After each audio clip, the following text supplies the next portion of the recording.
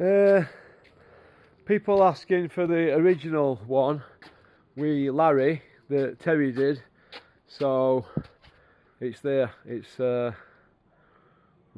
is it here. It's one that's from a bit back, but it's very popular. And the one that you've just seen, the one that says this needed saying or it needed saying, this is the original one to it, the part one of it. So I forgot to put part one up. So I hope you all enjoy it. Everybody have a great day. Go on, peace out. Guys, welcome to the Beautiful Boxing Podcast. I didn't announce this one because I wanted to surprise everyone. And I know for a while, even before I launched this podcast, people wanted me to do something about drugs and sport. But I'd never found a dance partner where I felt we could have the right conversation. And I didn't feel we could give boxing fans what they needed to move forward with this. And what I'm trying to do is I'm only ever going to do one episode, so this will be it. There'll be no follow-up episode. There'll be no part two.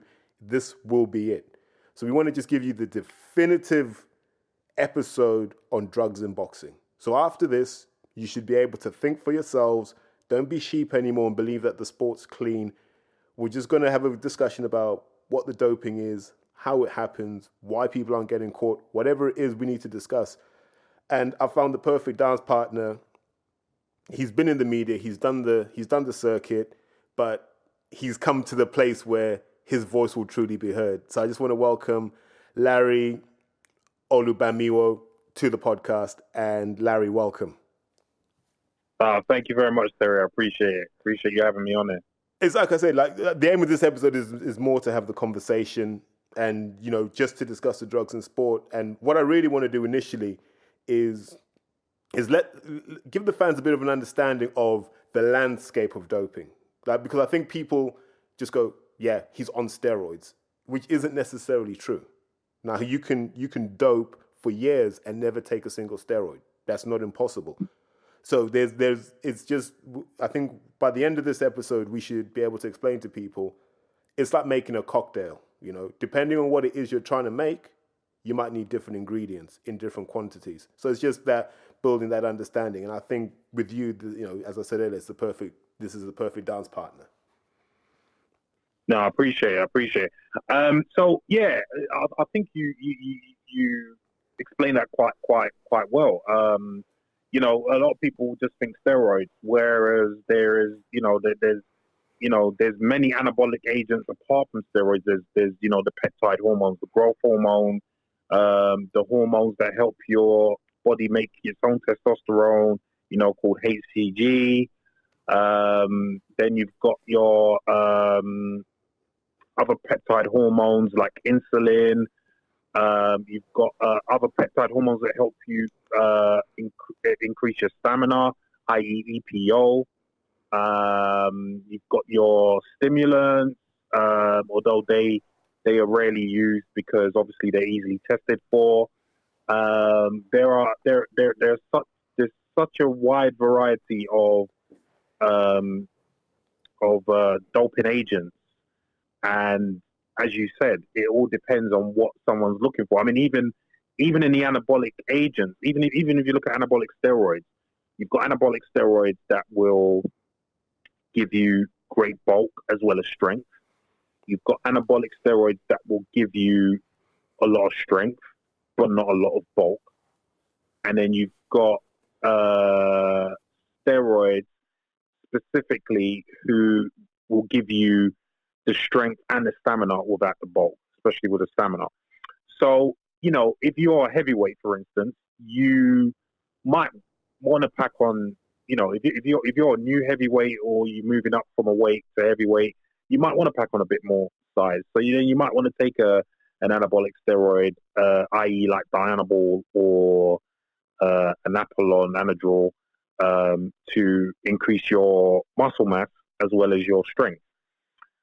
If you are a welterweight, so you're not looking to put on any muscle mass because you have to make weight, obviously, but you want to increase your strength, you would take an anabolic steroid like Anavar or Winstrol or Primobolan. So these agents will allow you to get strong without putting on too much weight. If you are peaking for a fight and you don't want to put on any, or you just want to increase your aggression for that fight, then you're looking at an anabolic steroid like halotestin, which will not put any weight on you, but it'll get you really strong and really aggressive, really energetic for the fight. A lot of fighters take halotestin, not just in the boxing world, but in the MMA world as well. So that's just anabolic steroids. That and then in that field, you can see that there's a variety of agents that will be able to give you different effects depending on what you're looking for. And it's really interesting, isn't it? Because when you look at how boxers dope and how bodybuilders dope, actually the compounds that bodybuilders will laugh at and go, we don't need that. You actually realize in boxing and other sports, they love them. So you use the example of Primo there. If you remember, I think when they did the baseball scandal, what was surprising was how many baseball players were on Primo. I think Barry Bonds was accused of it and Alex Rodriguez, who were at the top of the sport. And so, it's literally horses for courses. So the doping profile of a bodybuilder is different to a doping profile for a powerlifter. And to the common man, you'd think they'd be doing the same things. Just like the doping profile for a bodybuilder and the doping profile for a boxer are completely different because they need different things. Yeah. I would even go so far as to say a doping profile for a heavyweight boxer is going to be different for a doping profile for a welterweight boxer, because again, they need different things. Even though they're in the same sport, they do need different things. So it will be still quite different. So you see, it's not a cookie cutter sort of thing where you take this, take that amount, and that's it. It's very specific, and this is why the guys at the top of any sport will employ professionals, like i.e. doctors and chemists, to get the right protocol for them and make sure that they can pass tests. And it's fascinating as well because if you look at how the sport's evolved, I always like to go back in time, and if we go back to like the origins of doping as we know it, I know people can go back to the ancient Greeks and the herbs and stuff that they used to take before they'd wrestle each other, but I'm talking about more the modern age, like almost the manufactured doping. That goes back to the Nazis, where the Nazis were trying to create super soldiers. And so the research into testosterone and its benefits in terms of being able to create super soldiers starts there, along with compounds like the amphetamines and so forth.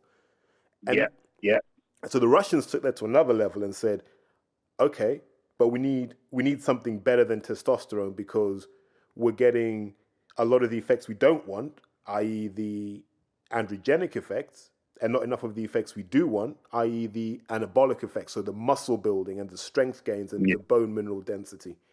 Because that's what people fail to realize, that testosterone and its synthetic variants don't just build muscle. They act on a number of different pathways which end up with you being stronger. So it's not only going to affect muscle, it's going to affect your bones. It might even affect your red blood cell count. So you might actually find that an associated benefit of doping, even without wanting it, is your stamina increases.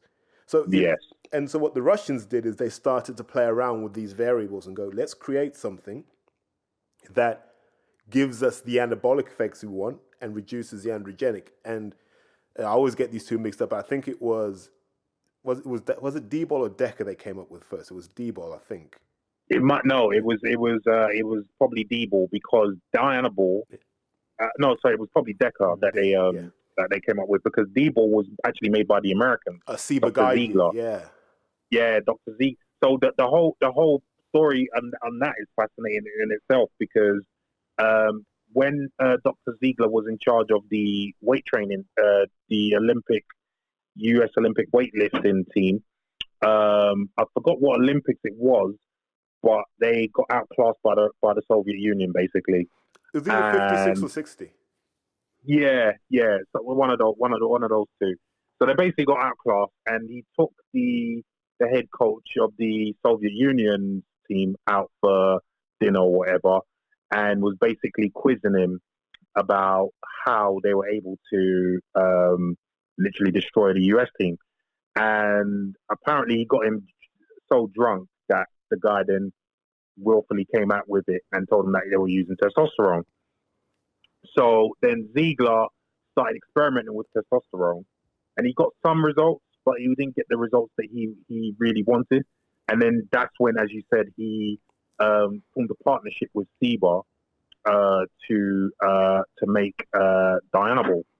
And so Dianabol was literally people go on like these Germans were the first ones to manufacture a medication just for performance enhancement. It was actually the Americans, because Dianabol was made specifically for sports enhancement, and then was put on the market later on for other ailments.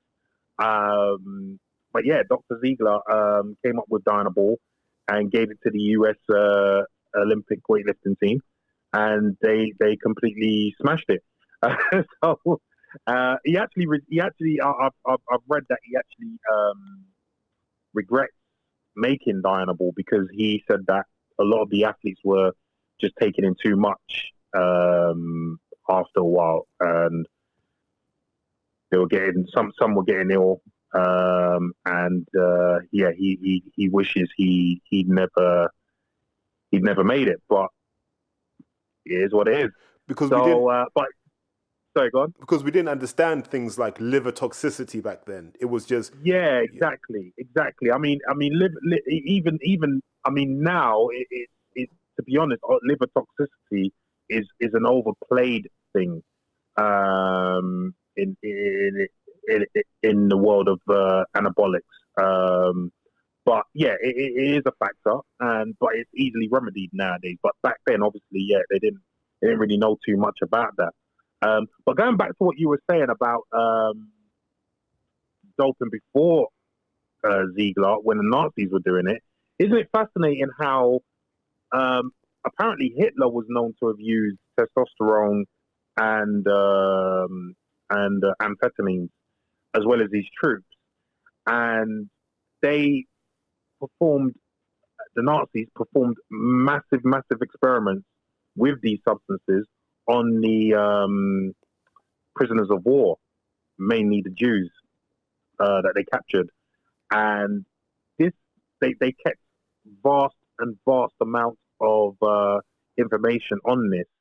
And when the Allies eventually won the war, these scientists were actually taken in by the Soviets and the Americans. They weren't put on trial for war crimes or anything, but because they had so much knowledge, they were taken in by them. And this is why you have the doping situation that you have now is actually an extension of that, which is fascinating to me. It is. And just on that point of, them capturing the doctors, this is almost an aside. I find it interesting that in every sports team, the doctors they have seem to have an endocrinology background. It's never just a standard GP. It is literally, we need someone who understands endocrinology, which I always find interesting in sports teams. But But that period of the 60s for me is interesting, because I think that's when the notion of doping goes mainstream, because those substances weren't illegal. There was no VADA, there was no WADA, there was no testing at this point. So this is when you're starting to see. So the bodybuilders are seeing what the weightlifters are doing, and they're going, oh, okay, maybe we need to try using some of that. And so it starts to diffuse across other sports. So when people ask me the question, do I think people were doping in the 60s? I'm like, well, we see it as doping. Yeah, we see it as doping. But back then, that was the equivalent of taking a teaspoonful of creatine. Do you see what I mean? It wasn't wrong. So if you knew it existed, why wouldn't you? Well, you hit them. You that's why you are we are both the perfect dance partner for each other right now, because this is what I try to explain to a lot of people because I get the question, as you probably always get as well. Do I think a lot of great athletes in the past were doping? And as you just said, it's not. Probably wasn't. It wasn't seen as doping then, because all you have to do was go to your doctor and ask for a prescription for it, and the doctor will write you a prescription. Because even though it's not illegal in this country and various other countries, in America it is now. It's treated almost as bad as Class A drugs. But back then in America, it wasn't illegal at all. In fact, it only became illegal in 1990 after the Ben Johnson scandal. So anabolic steroids in the 60s were very widely used. In fact, there's a story. In fact, not a story. It's actually known as fact because a lot of NFL guys have actually admitted to it. In the 60s, a lot of the NFL teams used to put when they used to have camps with their teams, and obviously everyone wake up for breakfast. They come to the breakfast table and they will see a huge bowl filled with Dianabol tablets, and that's where the nickname "Breakfast of Champions" came from. That's where the nickname "Breakfast of Champions" came from, because the NFL team had literally bowls of it on their breakfast table with their cereal, whatever they were eating, and yeah, they were told to dig in. So yeah, that's where the Breakfast of Champions moniker came into it. But yeah, so if and as you said, it trickled down because a lot of bodybuilders were weightlifters at the time. I mean, bodybuilding is not like how it is now, with the freak show that it is now. A lot of bodybuilders back then were actually athletes. So there are a lot of bodybuilders competed in weightlifting, competed in powerlifting. Even Arnold competed in powerlifting and weightlifting. So that would have crossed over very easily. And then obviously you had your shot putters and discus throwers, involved in the weightlifting and powerlifting as well. So it would have trickled over into that. And then obviously you had some sprinters who were extremely powerful, who were doing weight training or weightlifting, and it trickled down into that. So you could see, like, slowly but surely, that there was this trickle down effect. And then obviously when athletes were using them and saw that they were effective, then they will carry on using them, pass it on to the next one, and pass it on to the next one. And that's how it became rife. I mean, I remember reading in Charlie Francis's book, Speed Trap, about how he got involved in using substances at first, in the late 60s and early 70s. And it was a very similar story, and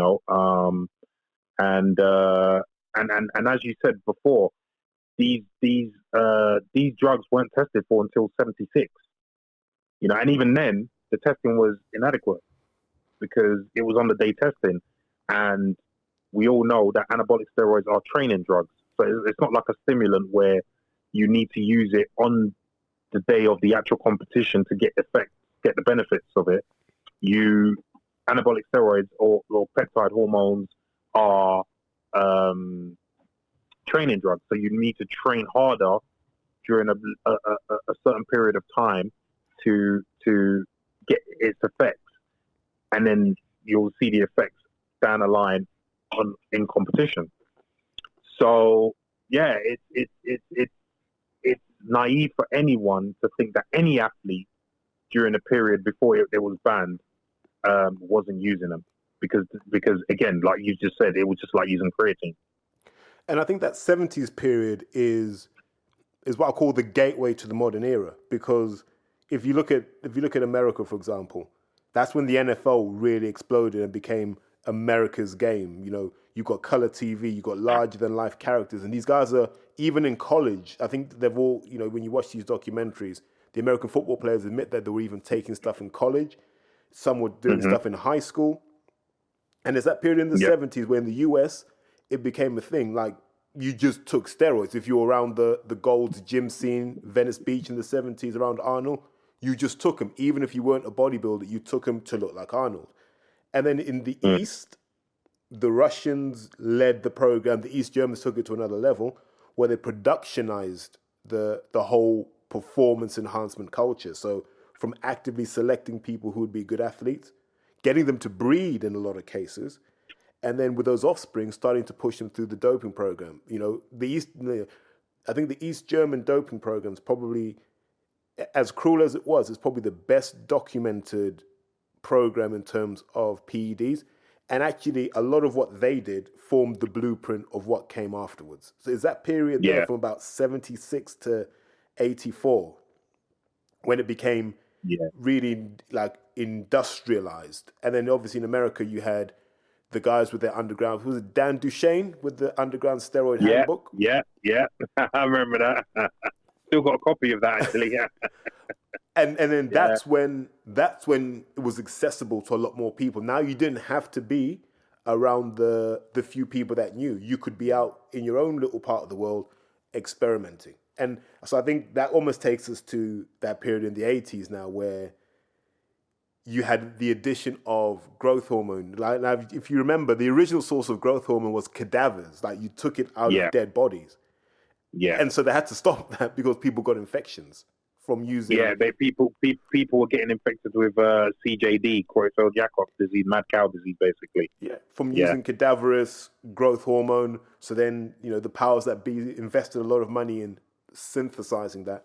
And then that became the one that was interesting. And people shine the light on Carl Lewis, don't they, in that sense, where they say, why is a grown man, wearing braces all of a sudden? Braces, yes. See, I know. That's how I know you know your stuff. In fact, if you remember clearly, the whole Santa Monica track team all had braces. Him, Leroy Burrell, Dennis Mitchell. They all, even the females, they all had braces. Yeah, because they were early adopters of that growth hormone, which was and it was at that time that was still theoretical. Well, if you just inject cadaverous growth hormone, you will get the benefits too. And and then so you get to that watershed point in terms of doping. Ben Johnson running 9:79 in the 1988 Olympics, which when we look back on it, you almost look and go, I don't believe anyone was clean in that race, because history's gone on to show that. Because what was the 1, 2, 3? It was Johnson, Lewis, and Linford, wasn't it? With Dennis Mitchell fourth. I think Dennis Mitchell was Calvin Smith was fourth. Yeah, Calvin Smith was probably the only clean guy in there. Probably. Yeah. Yeah, but that race has now been called the 30th race in history. Although I disagree with that because I think there's been a lot more dirtier races than that. But obviously it's well known because of what happened with Ben Johnson. And I mean we now know Carl Lewis was doping his doping his eyeballs out. Linford was doing his thing. Patrick Stewart from Jamaica was doing his thing. Dennis Mitchell was doing his thing. He's been caught. All of those guys, I think apart from Calvin Smith, that's why I say probably wasn't doping. But again, that doesn't mean anything if you haven't been caught. All of the guys apart from Calvin Smith had been caught at some point doping. So one of them also being Desai Williams, who was a training partner of Ben Johnson. That race for me, I'll be honest with you. I remember watching that race when I was 10 years old, and I knew then I was going to take anabolic steroids because I remember when the scandal came out, and everyone in my school, and I was still in primary school, obviously by that time, was slating him, and I was the only one defending him. And it's funny that I think back to it now, and I was thinking, wow, I actually defended Ben Johnson at that age. That was a sign that I know what I was going to do in the future. It's a reminder of that scene in Goodfellas where they describe Jimmy Conway as the guy that cheered for the bad guy in the movies. Yeah, that's a very good analogy. Yeah. Although I didn't see him as the bad guy, you know what I mean? And obviously history has shown that he wasn't the bad guy. He was doing just what everyone else was doing. Yeah. In fact, Carl Lewis comes out as the worst person during that era, with his backbiting, his gossiping, just because he was on top, and then Ben Johnson came along and took him off his throne, and he then decided to badmouth and slander the guy. He doesn't.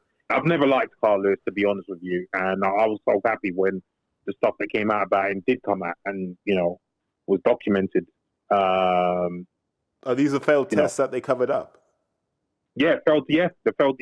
So in the 84 Olympics, it was because that was the first Olympics to turn a profit, because it was in LA, obviously, and obviously part of that was Carl Lewis Gansbury's 4 gold medals. So that played a massive part in them turning a profit. So obviously to not derail that, the Princeton Road, who was the IOC, either IOC president or vice president or whatever at the time, he got the a copy or the printout of the people who'd failed tests at the Olympics, and he then proceeded to shred them. And that's not even taken into account what happened in the US trials before those Olympics, where a whole load of US athletes failed tests, including Carl Lewis, and that was swept under the carpet, because obviously the US was hosting the Olympics and they wanted a good Olympics for themselves, which will then go into what I'm going to talk about later on in the 2012 Olympics. But anyway, because one of the things the 88 Olympics did for me, and I look back on it now and I go, I think that was the point where between the sponsors, the governing bodies, whoever, maybe even the government, there was a thing that said, we cannot have anyone big failing again this publicly, and definitely not during the Olympics. I think you're right there, because I think what hurt Ben Johnson was that he wasn't from a big country, like athletically. So Carl Lewis was never going to get caught at that time. Linford was never going to get caught at that time, because the UK and the US were athletically very big countries. They had a lot of influence. There's many athletes from different Eastern European countries that wouldn't be caught. But Ben Johnson, being from Canada, which wasn't a country of influence in the athletic world, he was seen as the fall guy. Even if you read Speed Trap, Charlie Francis does indicate that they did have a chance to bribe someone to mess up the test, but in the end, the person didn't want to do it for Ben Johnson. So there's a lot of shenanigans going on at that time. Definitely. Now, if you tie together all the threads we've discussed up until this point, the fact that by the 70s, doping was known across all sports, and that's not even something of debate anymore. And we go into the 80s now. Now you look at the boxers who were popping at the time: your Tysons, your Haglers, your Hearns, your Ray Leonards, your Durans. It's very difficult now to assume that they lived in a small, tiny bubble where they weren't touching anything. Exactly. It's almost ridiculous, isn't it, to say these guys who probably had the hardest job of anyone in sport were the guys that were like, oh, you guys are taking all that stuff and that's helping you perform better? Now we're just going to stay over here running up hills and, hitting bags filled with sand. That's what we're going to do. That's how we're going to get super fit. It seems ridiculous now, doesn't it? Of course it is. And this is exactly what I say to people. And obviously, like you said, these same athletes, like your Sugar Ray Leonards, your Haglers, they're going to be mixing with other athletes, the sprinters, the shot putters, the whatevers. They're going to be mixing around with them. They're going to be in some instances they'll be cross training with them. So why would they not think that influence will jump into them? Or also, as we know, testing was literally non-existent or very, very lax at that time.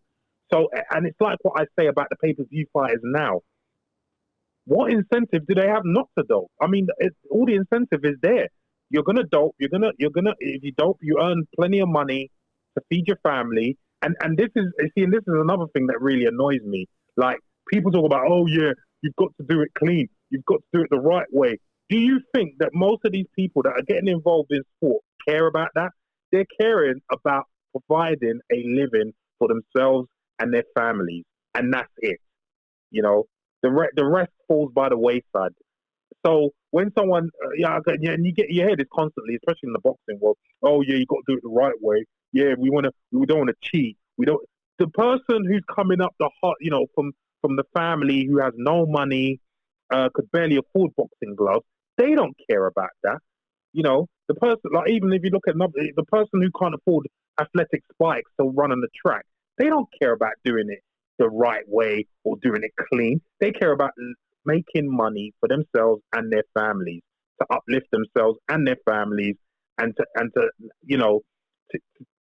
to basically help themselves. So all people need to really be realistic about things. And then when you talk about these guys in the 80s coming up, that's exactly what they're thinking. We need to make money for ourselves and our families, and if we take this stuff, it gives us a better chance to do that. Bottom line, it's as simple as that, And people around the world try and complicate this issue, but that is basically it in a nutshell. And you're 100% right. I just think it's harder not to dope, and we spoke off air about this. And I'll go back to my days playing rugby, and I remember when I knew I was out of my depth, and we're playing against a reasonably strong team in London, and I was having drinks against the guy, my opposite man, and he was a South African guy, and what he was saying to me was, he's like, "Hey, bruh, so what medicine do you take, huh?" I'm like, "What do you mean medicine?" He goes, "For training, what medicine do you take?" I'm like, "To be honest, mate, rice, tuna, and an occasional Nando's." And he laughed, right? So he laughs at me. He goes, "You cannot progress if you want to do this. You cannot be clean." His message to me was, you have to be taking something. So I asked him what he was taking, and he was like, he was on, I think it was GHRP 6. He was on a mild dose of test, and he was like, "It just takes the sting of training, And I was just like, and I'm like, fuck, we ain't even getting paid to do this. And that's when you realize that this is, A, it's everywhere, but B, it took me back to, because I grew up in Southern Africa, it took me back to rugby in the 80s, and like you'd get to watch some of the South African games, and they always looked more violent than any of the other games, but they were banned from playing rugby against other nations until apartheid came down. Yeah. And for those first 5 years, the Springboks were crushing everyone. They were just stronger, more intense, more aggressive. And it's only when you start to read the behind the scenes things, they were doing what the East Germans were doing. But they had that cloak of just being banned from athletics. South African doping was more sophisticated than British doping in the 80s. It was unbelievable. I have a contact who I think I told you off air, who is regularly in South Africa, and he has been for years, and with athletes, and so I knew about that, and you can see, I mean, when you look at South Africa as a nation, they don't when they especially, I'm speaking specifically in track and field, when they actually produce more, they produce higher amount of quality athletes than you would think they're capable of. And I think that is a testament to their doping program. Yeah, they don't play around. Oh, 100%. 100%. In fact, there were some substances which, and it still might be the case now, there were some substances, anabolic agents, which you couldn't get anywhere else but South Africa. So, that plays a part in it as well. And obviously, being Africa, and you've grown up there, regulations are not so tight over there. You can get pretty much what you want. I'm Nigerian. Obviously, my parents are Nigerian. I've been back, so I know you can pretty much get what you want. That's not a problem. So it makes it. And you see, your story, you're not even getting paid, and people are doing that. So why would people think that the guys who are getting paid aren't doing that? If the guys who are not getting paid are doing it, that always perplexes me as to why people would believe something like that. Like, so obviously to get to the level of getting paid, you have to go through those levels of not being paid and work your way up. And so if those guys are doing it to get themselves up there, why would people assume that the people who are at that level and making money are not doing it? Because obviously they've had to come from the same level. And I never understood why people never logically thought about that. Do you know what it is, Larry? I think deep down, people are so emotionally invested in their favorite athlete, their favorite team, that their mindset is they're just supermen or superwomen. They're freaks of nature. God has just given them something he didn't give me. That's what people want to believe. And I think what this podcast does, something like this does, what it does is it takes that idea and just puts a big boot through it and says, no, they are just like you. It's just that where you'd say no to drugs, they would say yes to drugs. Now, if you were to say yes to drugs and yes to the hell that training is going to be for you, you might be them. Yeah. No, I completely agree with that. I mean, it's I think it's a lack of education as well, and I think because a lot of people, again, even nowadays, are of the assumption that if you take performance-enhancing drugs, you don't have to train as hard, whereas it's the complete opposite. You have to train harder to make use of these drugs. So I think that stigma needs to go. That myth needs to be extinguished amongst people in general. And I think a general understanding about performance enhancing drugs needs to happen for a lot of people to drop that notion that, if you use drugs, you're a bad person. And because let's be honest, society uses drugs to enhance themselves every day. Like when people wake up in the morning, what's the first thing they do? They drink a coffee to wake them up. What are they doing there? They're taking a drug to enhance themselves. If you've got a headache, you're gonna go to work. You're gonna take an ibuprofen or a paracetamol. You're kind of enhancing yourself there. People are trying to put that world aside from their world when they do the exact same thing in their world, and try and justify it, with various excuses. So, it's going to take people thinking logically and objectively about this issue for it to really change. So I had a row with a trainer. Let me not name him because he still trains fighters now, and it was it got quite heated about the drug thing because I've changed my view now. My view is actually fucking just let people do what they want, and so he got upset by that. So my question was, are you upset that it's against the rules, or are you upset that it's morally wrong? And he was like, oh, it's just morally wrong. And I said, but we dope in every facet of our lives. We embellish our CVs to get the job. We put filters on our pictures to appear better than we actually are. We lie to the world so often. We deceive so often to get ahead because we understand that everything's competitive. Why would you deny an athlete that opportunity? It doesn't make sense to me. And it frustrates me when fans say things like this because fans are judges in their own cause. They'll watch football and their player will dive for a penalty and they'll go, yeah, that's good play. And then they'll criticize someone for taking testosterone and you go, come on, man, you can't have it all ways. Come on, man. What are we talking about here? Well, I brought this up in the barbershop interview that I did. When I mentioned that,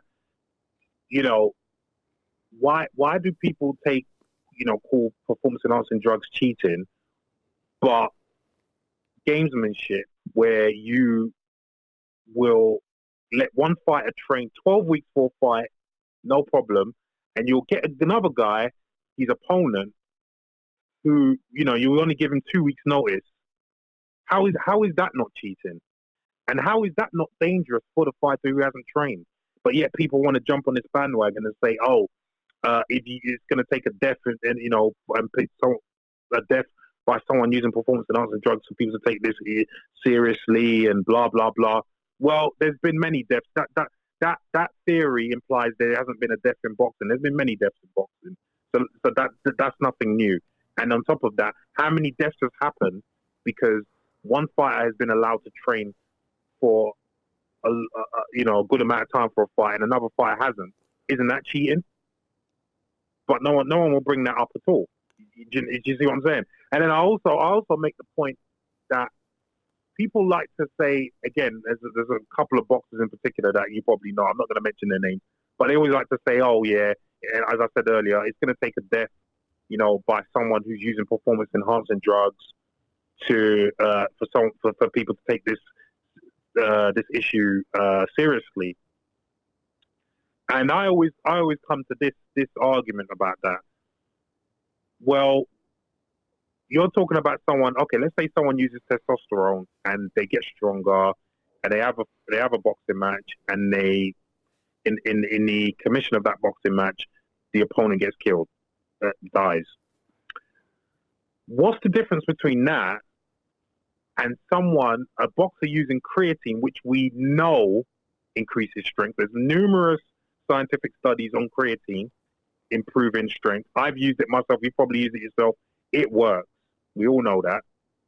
What's the difference between using testosterone and using creatine, which is allowed to augment your strength, and then going into that ring and then causing the death of an opponent?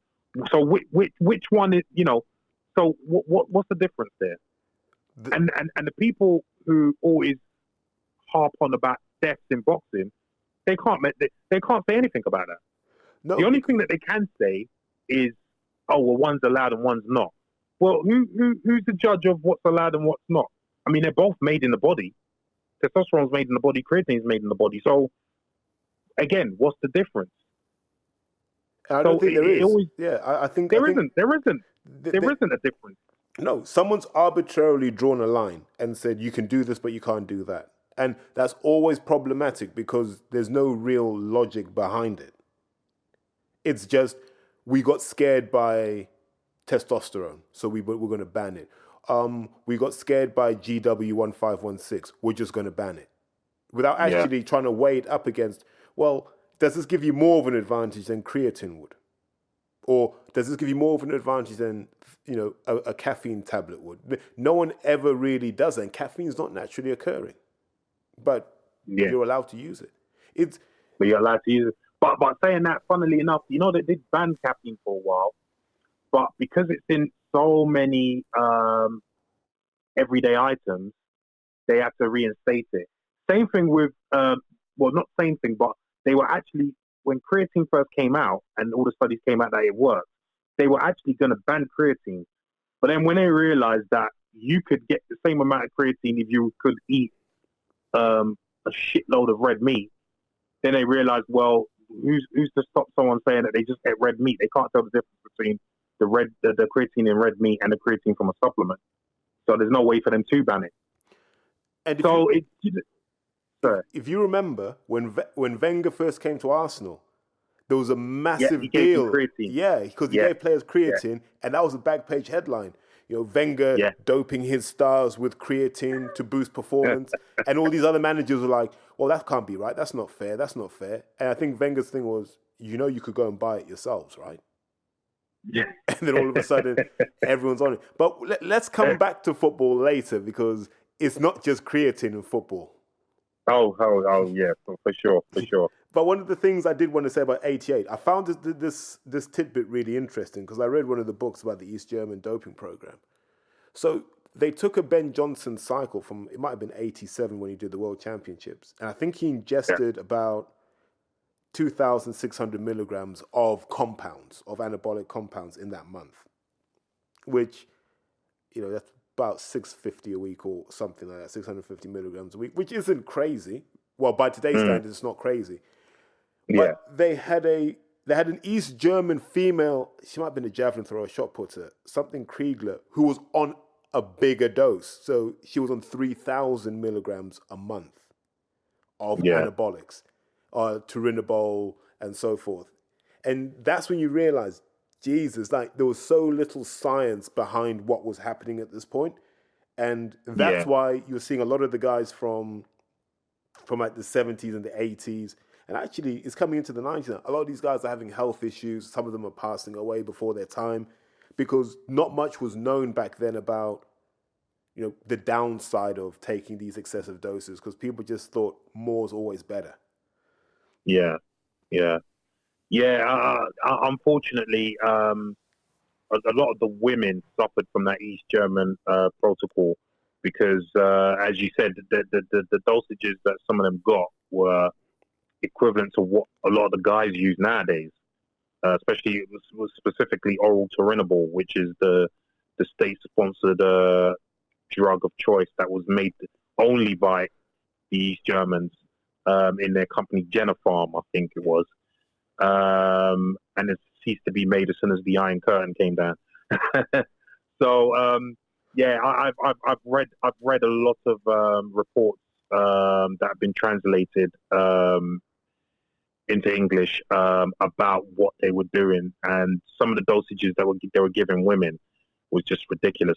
But they did learn, and as you said earlier, the East German protocol has influenced how everyone dosed today. Because if you remember, the East German women were killing it, but the East German guys weren't doing much at all. And we now know it's because oral turinabol is not a very strong steroid.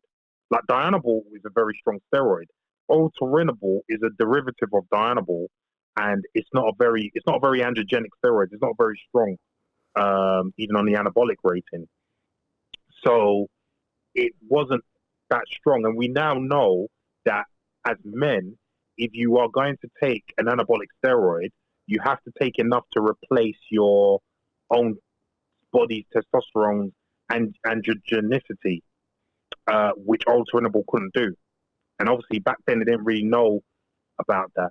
But with women, there's no such thing. So any anabolic steroid you use on women will work fantastically because they don't have the amount of testosterone that we do to begin with. So and they have hypersensitive receptors. Like female receptors will go crazy over the smallest doses. I was talking to a lady. She's a powerlifter, and she was saying to me she does a gram of test a year. Oh wow, okay. That's it. Okay. Just a 1 gram of test a year. She's like, look, I don't need that much. About 20 milligrams a week, and I'm good. I might kick it up if I feel I've plateaued, but she was like, no, it gives me all the benefit I want. And think how mind-blowing that is. 1 gram of testosterone over a year. There's guys taking 3 grams a week. Yeah. You know?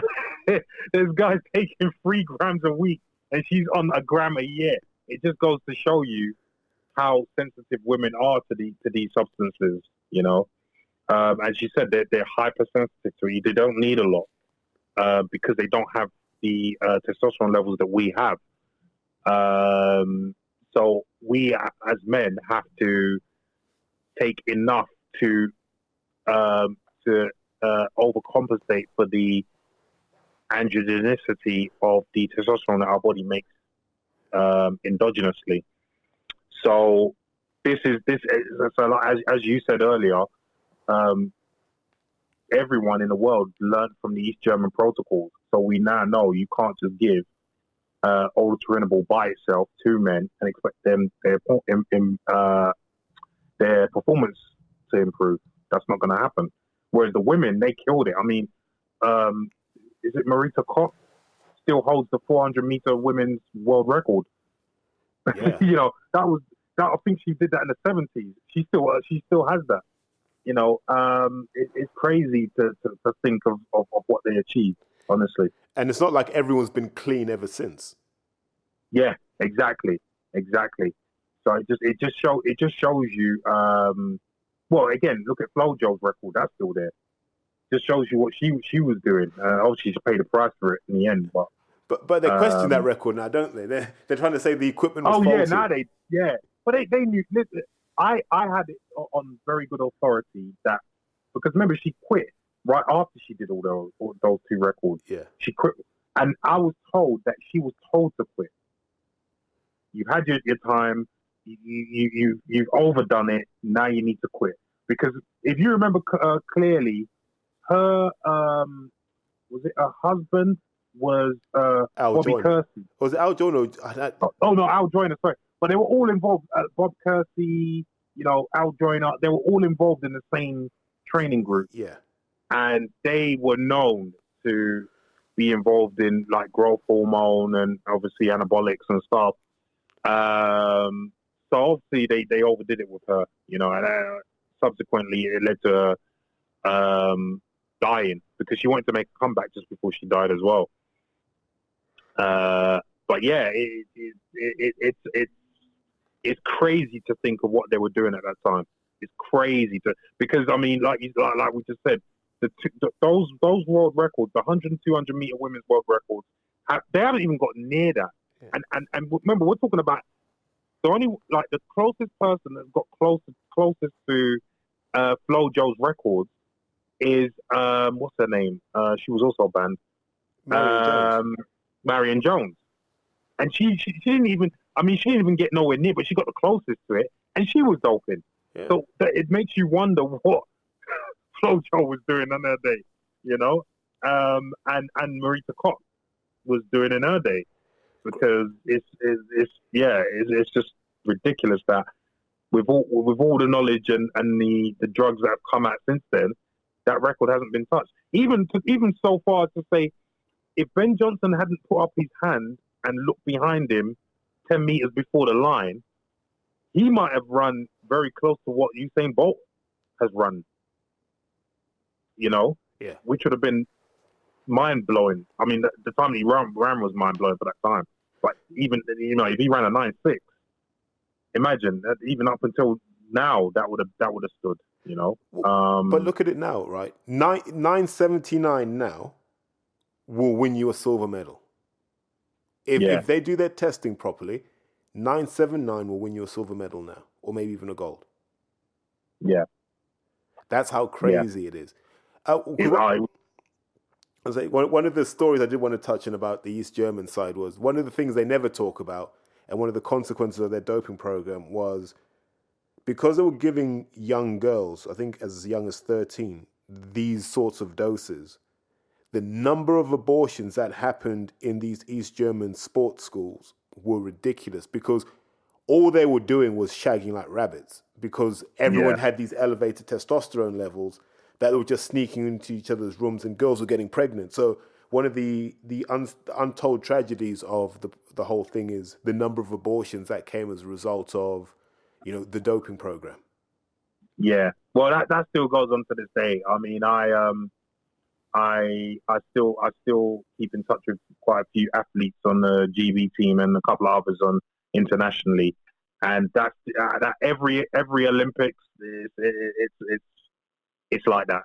It's like that. So that you're right. But also going back to that, these German women, a lot of them also had to undergo sex change operations because of the amount of substances they were given as literally kids. Like you said, you're talking about 13, 14-year-old girls given anabolic steroids in high dosages. It ruined a lot of them. And I've always, while I'm a proponent of athletes using performance enhancing drugs, I've never been a proponent of women touching anabolic steroids. Because there's many other substances to use that won't involve you messing with your femininity. You know, so I've never been a proponent of women using anabolic steroids, but obviously it happens, and it's not going to stop now. So Nah, it's the Wild yeah, West now. It is the Wild West. So, like in my rugby days, I remember we used to have a name for some of these women. We used to call them the 5 milligram girls because you knew they were on the 5 milligram Anavar tablets. You know when you can just see, yeah, yeah, you just see them, and you just yeah, be like, "Joking, she's a 5 milligram girl." I was like, "Yeah, I think she is," yeah, because it's someone's just told them, look, you can do this and you can look as ripped as me. In fact, this is actually becoming established dietary advice. So it's not unusual on forums to see, on these all-female forums, someone would just go, I've got this thing called Anavar. Yeah, if you just take 5 milligrams every other day, it just strips everything off. Or they'll say something yeah, like, yeah, if you just put these estrogen blockers in, all the fat will fall off. And you're just like, you have no idea what you're talking about. Jesus. yeah, yeah, yeah. And we're not even talking about competitors. No. We're talking, like you said, we're just talking about women who just want to lose a bit of weight, put on a bit of muscle, and they're talking about using Anavar. They're talking about messing with their femininity, using literally a male hormone to lose a bit of weight or to put on a bit of muscle. Like so I question the sanity of these women sometimes. Do you know what I mean? Because it's different for man. I mean, you're just adding to your maleness. It's not as long as you don't overdo it, it can actually be increase your health benefits. But with women, and especially women who don't compete, I like you said, I see that all over the forums, and I mean, there's so many other substances that they could use that wouldn't give them that the the androgenicity that anabolic steroids can give them, and they still, for whatever reason, choose to go that route.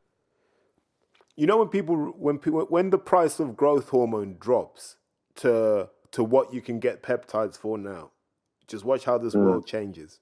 Watch how this world changes, and there'll be growth hormone diets. There'll be all these sorts of crazy things. They're like when you can get pharma grade IGF LR3, and that's when they will become slimming drugs. I'm just waiting for the price level to become sensible. They will become the slimming drugs. And that's even worrying too, because of obviously effects on how your body naturally produces insulin and so forth.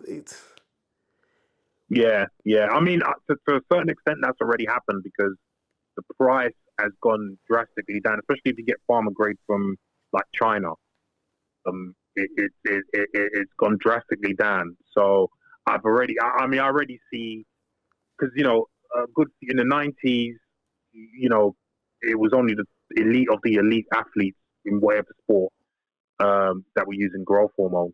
Now, even every Tom, Dick, and Harry who's just walking into the gym wants growth hormone, and are getting it too because it's that cheap now. So it's good. But you're right, it's going to get to the point where it's even cheaper than what it is now, and it's just going to be, yeah, like you said, the HCG diet. Now they're going to have the HGH diet, and yeah, I mean, people in general are inherently lazy, and they feel, even though we know that it takes training with these drugs to get the benefits, they just think that if I take a little bit of this, I will get what I need from it without having to work too hard. And that's where the more is better mentality comes from. Because if a little bit helps them, then more is going to help them even more.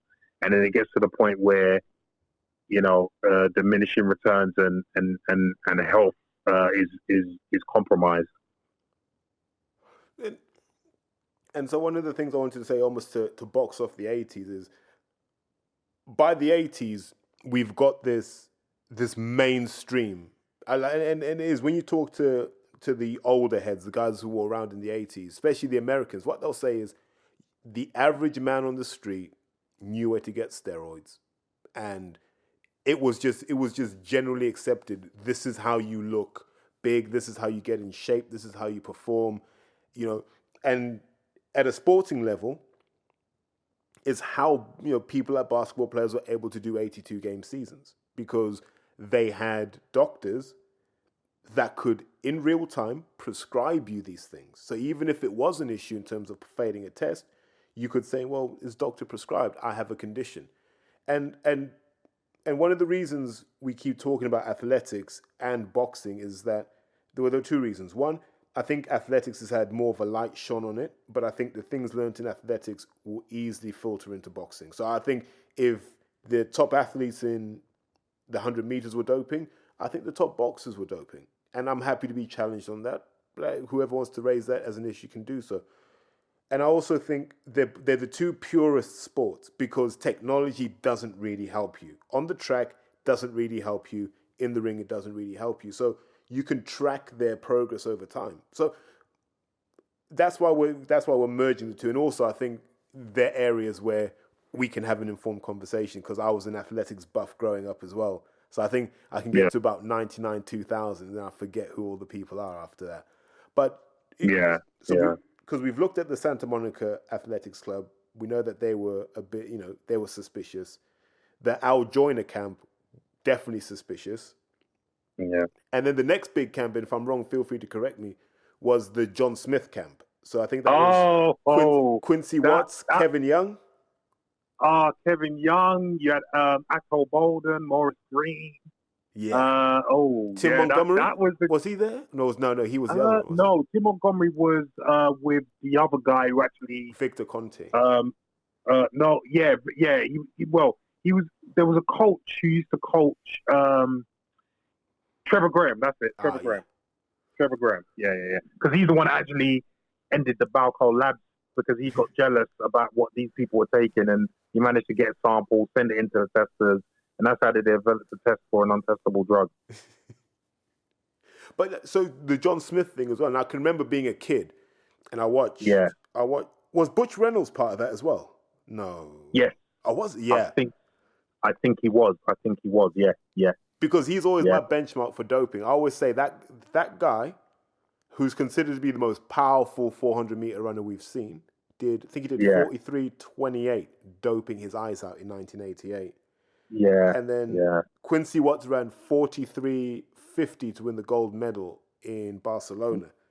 Yeah. Which is still my favorite run by any athlete ever. I'm a big Quincy Watts fan. And then you had Kevin Young with the 11 Spider-Man. Yeah. 11 stride change down. Yeah. It was only him and Ed Moses that have ever done that. Yeah. And you look at that, and that record still stands. They haven't come close to that. Still stands. No one's gotten close to that. Exactly. And this is again what we were talking about with the whole FloJo thing. Like, do people not think, with the advancements in training methods and diet and supplementation, do people not think that people should have at least gotten close to that by now? Yeah. So the obvious answer, is staring them in the face, and they don't want to admit it. Yeah, and it's that 400 era. I always look at, and it was heartbreaking when you're like, I think they were all doping. Quincy Watts, when Butch Reynolds came back, obviously. Well, I'm going to put Michael Johnson in there because I suspect. I can't say for a fact. I suspect because that running style shouldn't be getting the results it does. Because if it was that effective, we'd all be running that way. Oh, yeah. So there was him. Who else was there? Antoine Maybank. Oh, geez. Digging out the classics at this point now. Yeah. Because I remember one guy that I used to admire, but he wasn't around for too long. Tyree Washington. Yes. He always used to wear the headband. Yes. Yeah, I remember that guy. Yeah. Was always number 3 in the 4x400. That's it, yeah. Because remember where the Brits were at this point, right? So you've got guys like Butch Reynolds running sub 44s for fun. Roger Black, Dave Grindley, Dwayne LaDeja, all struggling with 44.50. Yeah. There was a clear second. And I'm like, I'm sure these Brit guys are taking something. They didn't look like they were, but they did. Oh, they were.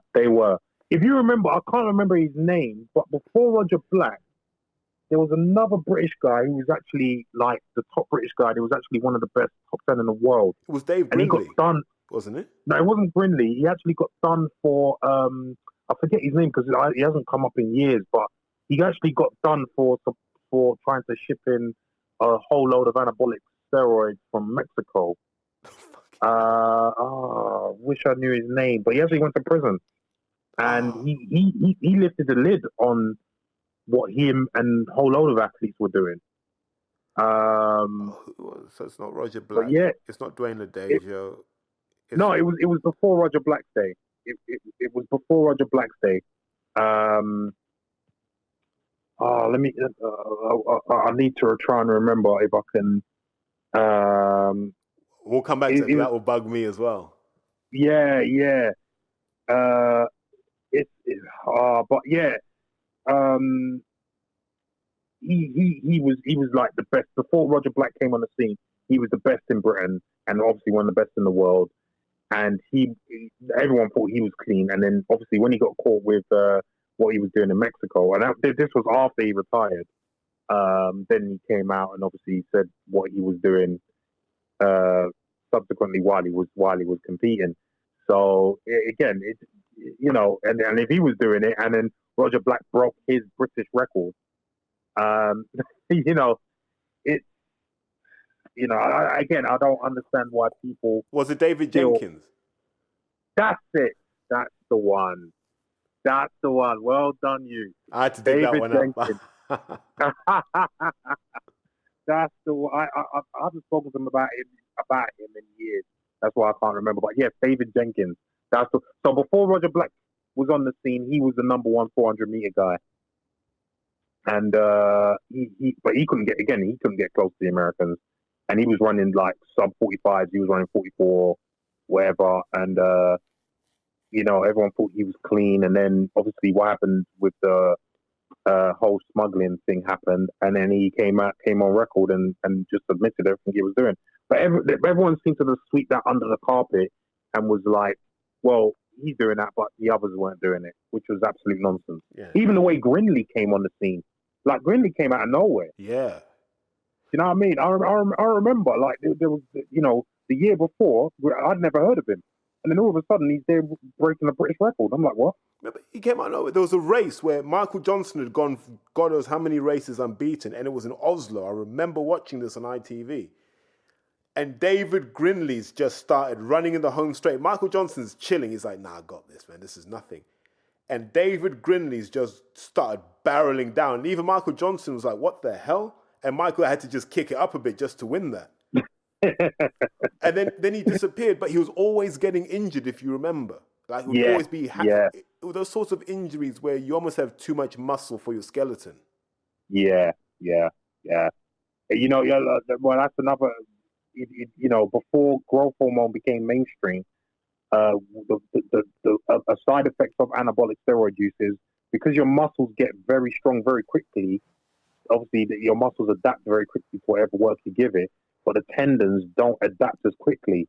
So you always tend to get tendon ruptures, which was the injuries that David Grindley always had. Yeah. And in fact, a lot of them, like Roger Black and all of them had. So that was a telltale sign of what they were doing at the time, because growth hormone hadn't become mainstream at that point. So I think what we've done, and it's taken us an hour, but it's been good, because I think what we've done for the audience is we've set the scene, right? Because I want people to know that, because I want to almost parallel the doping tale with your athletic career, because I think you kind of kick into gear around the late 90s anyway, and I think we've hit that point. So we've set the scene. I think we've set the scene well, where we've said, look, even by the end of the 90s, you have to accept that doping was everywhere. There's no sport that's immune from it at this point. And if you believe that, you can choose to believe it, but it's not a sensible opinion to hold. And you've got to then remember that at this point, the genie's out the bottle. We know the whats, the hows, the wheres, the whens. We know everything now. So now we come to the late 90s, and you're a young athlete, and your sport of choice at this point was the 100 meters, right? Yeah, 100, 200, occasionally 400, but 100 and 200 was the main one. So who were Yeah. your contemporaries running when you were coming up? So Dwayne Chambers, I used to compete against Dwayne Chambers, but I say compete, but it wasn't very competitive because even though I was running 10.7 at the time as a junior, which is very respectable for 100 meters, and I tell the layperson, and they were like, "Wow, you should be going to the Olympics." I'm like, "Yeah, but Dwayne Chambers at that time was running 10.1, and he had the world junior record." And people, I know you would know, but generally the general public doesn't realize that the difference between 10.1 and 10.7, even though it's only 0.6 of a second, in 100 meters, that's a world away. You'll never close That's that a gap. world away. Yeah. I think you'll know this. If you're a 10.7 runner, you will never be sub 10. If you're a 10.1 runner, you will you will have to be terrible not to be a sub 10. Yeah. Exactly. It's ruthless like that. Yeah. So even and remember, I was using stuff at that point. So I knew I wasn't going to make it as a top sprinter. I'd be a respectable sprinter, but I wasn't in it to be a respectable sprinter. So yeah. And then I think I got in. Yeah, I did get injured very badly. I broke my hamstring twice, and that's when I decided to make the switch to boxing. But before that, I mean, during the off season, the track off season, I used to go to the boxing gym with my brother and train to keep fit. And I was always encouraged by the guys in the gym to take it up. But obviously, my love at that time was sprinting. So it's only when I ripped my hamstring for the second time that I realized that. And remember, I'm in college at this time. I'm not working because I've got old school Nigerian parents who are like education. So I wasn't working. It cost so much to rehab my my hamstring. I just thought, I'm not getting the support. I need to move on to another sport. So can I ask a question? Yeah. How did you get to the point where you started doping? So what was that journey like? I almost want that journey from being a teenager who just ran and was reasonably quick to then becoming the guy that was like, this is what I have to take in order to get to the top. So for me, I was always fascinated, as I said to you earlier, I was always fascinated by performance enhancing drugs from a very young age. I was very curious about it from a very young age. And I think from the ages, because I got involved seriously in athletics from about the age of 13. And that's when I started training at the track with a coach. And I've witnessed a few conversations between some high level athletes, and I probably wasn't supposed to hear those conversations, but which club was it? So Haringey at first. Ah, okay. Was that where Tony Jarrett was from? Yeah, New River. Yeah, well remembered. So that's where I started off, and then I went to Mile End Stadium to train because I moved coach. But yeah, I and that made me realize that doping was even amongst the level below world class. And then obviously the more you do the sport, the more you realize how widespread doping is. And then on top of that, I was doing my own research. As you mentioned, Dan Duchesne's book, I got that, and I read that with glee. It kind of made me realize that if I want to do something in the sport, then I need to take these substances. I also got I don't know if you remember the World Anabolic Review '96. That's before my time. Right. But that was another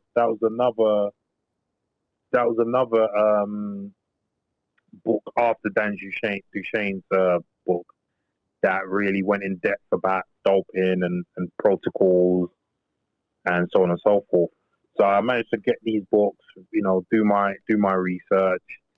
And I think when I came to the age of 18, I was like, okay, I am going to do this now. So then it took finding someone who was able to supply me with these substances. And then, rest is history, as they say. So is that through the athletics network that you found a supplier, or did you have to find one for yourself? It was through the athletics network, yeah. So basically, I don't want to mention any names because he's still a friend of mine to this day. But and I think I mentioned his name off air to you. But the guy that supplied me first of all was a guy that was supplying a lot of top athletes from all over the world. But he specifically supplied. Do you remember Jason Livingston? Yes, that light-skinned guy. Was he from Bath? No, that's Jason Gardner. Jason Gardner. Jason Livingston was a no-name sprinter who was running, I think, 10.5 before the 92 Olympic trials, and then he pulled a 10.08 out of his ass. Wow. And then he was tested. Then because he was on the team to go to the Olympics, and then he tested positive, obviously. So he didn't end up running in the Olympics, but he was down to go. So he went from 10.5 in one season to 10.08 because he came second to Linford in the trials. In fact, he pushed Linford very again, like you said about Michael Johnson. Linford had to go some in the last 10 meters to actually win that race. So yeah, the guy that supplied him supplied me. Ah. Yeah. And we're talking mid-90s here, aren't we? Mid to late 90s. Yes, we are. Yeah. And so there's already a network in a sport that I think athletics was booming at the time, but it was still, it wasn't football, it wasn't rugby. It was just another sport which was televised. And it's that point we make to people. Like this idea that drugs are this thing that are miles away from you. Not true. In the right circles, it's just there. It's an open secret. No one even pretends. Yeah. Because the thing is, and it, it's more pervasive now. But the thing is that most athletes will think that you're doing it as well. This is why it's called an open secret, because even though it's not talked about openly, like in the media, oh yeah, I'm using this and that. Most athletes know that other athletes are using, and if they do happen to get friendly with another athlete, that conversation will come up at some point, and then they will exchange, what they're doing and so on and so forth. So, this is, in athletics, you see it with a lot of guys who change groups, change training groups. This is why it's frowned upon, especially nowadays, because obviously you're taking the trade secrets to another group. Yeah. But and the same goes for boxing. To be honest with you, you're going from one coach to another, or you're going from one strength conditioner to another. You're taking the trade secrets with you. It's one of the reasons why when Floyd fought Pacquiao, who did he hire? Even though he badmouthed him and said he was giving Pacquiao drugs, Alex Ariza. There you go. Yeah, it is. As you said, it's an open secret amongst athletes in every sport. Again, another example. You only have to look at the cyclists, see the whole story there. With Lance Armstrong and everyone in between, and what they were doing, to see that everyone knew what everyone else was doing, and it's just part of the course. It is. It comes down to this question, isn't it? What price are you willing to pay for success? Yeah, bottom line. You see, it goes back to what I said earlier. Athletes, when they're doping, or when they're thinking of doping, they're not thinking of morality, or I need to play fair, but all they're thinking of is, I need to provide a decent living for myself and my family. And if these substances are going to help me do that, then I'm going to take these substances. That's it. So when someone, and I've heard a few boxers jump on their high horse and be like, "Oh yeah, well I wouldn't do it because I like to do it properly, the right way," and no one gives a damn about that. And doing things the right way is not going to pay your bills. It's not going to pay your bills. So yeah, you carry on with that attitude, because most other athletes who are in this game are not thinking like that. And it's funny because ever since I've been caught, and I still get these questions to this day from boxers specifically, when I go into gyms and train, because I still train in gyms now. But I get a lot of boxers coming up to me, well-known boxers as well as small hall boxers. What do you think I should take, or do you think it's worth me doing it? And some of the well-known boxers are well-known anti-doping anti-doping advocates, but privately they're saying to me, yeah, I even had one guy who I'll probably tell you off. Well, I will tell you off there when we finish this. I had one guy who I was training in the same gym as, who's very well known in this country. Wasn't a world champion, but very well known, for world titles. If I could get away with it, I would do it, but I don't feel I can get away with it. So that's the only reason why he didn't dope, and I believe he didn't dope. This person in particular, I believe he didn't dope, or more than likely he didn't dope, should I say? Because I don't 100% believe anyone right now. But yeah, he came up to me and he said, if I could get away with it, Larry, I would do it without question. I think I think I know who it is, but we'll speak about it off air. Yeah. But it's and then I get other guys, and other guys are coming up to me, especially the small hall guys, and they're like, "Should I do it? Should I do it?" And I'm like, "Look, I can't advise you to do it or to even not do it." I said, "You need to make your own decisions. You're an adult. You need to see the lay of the land, and you need to make an informed decision. And that's all you can do.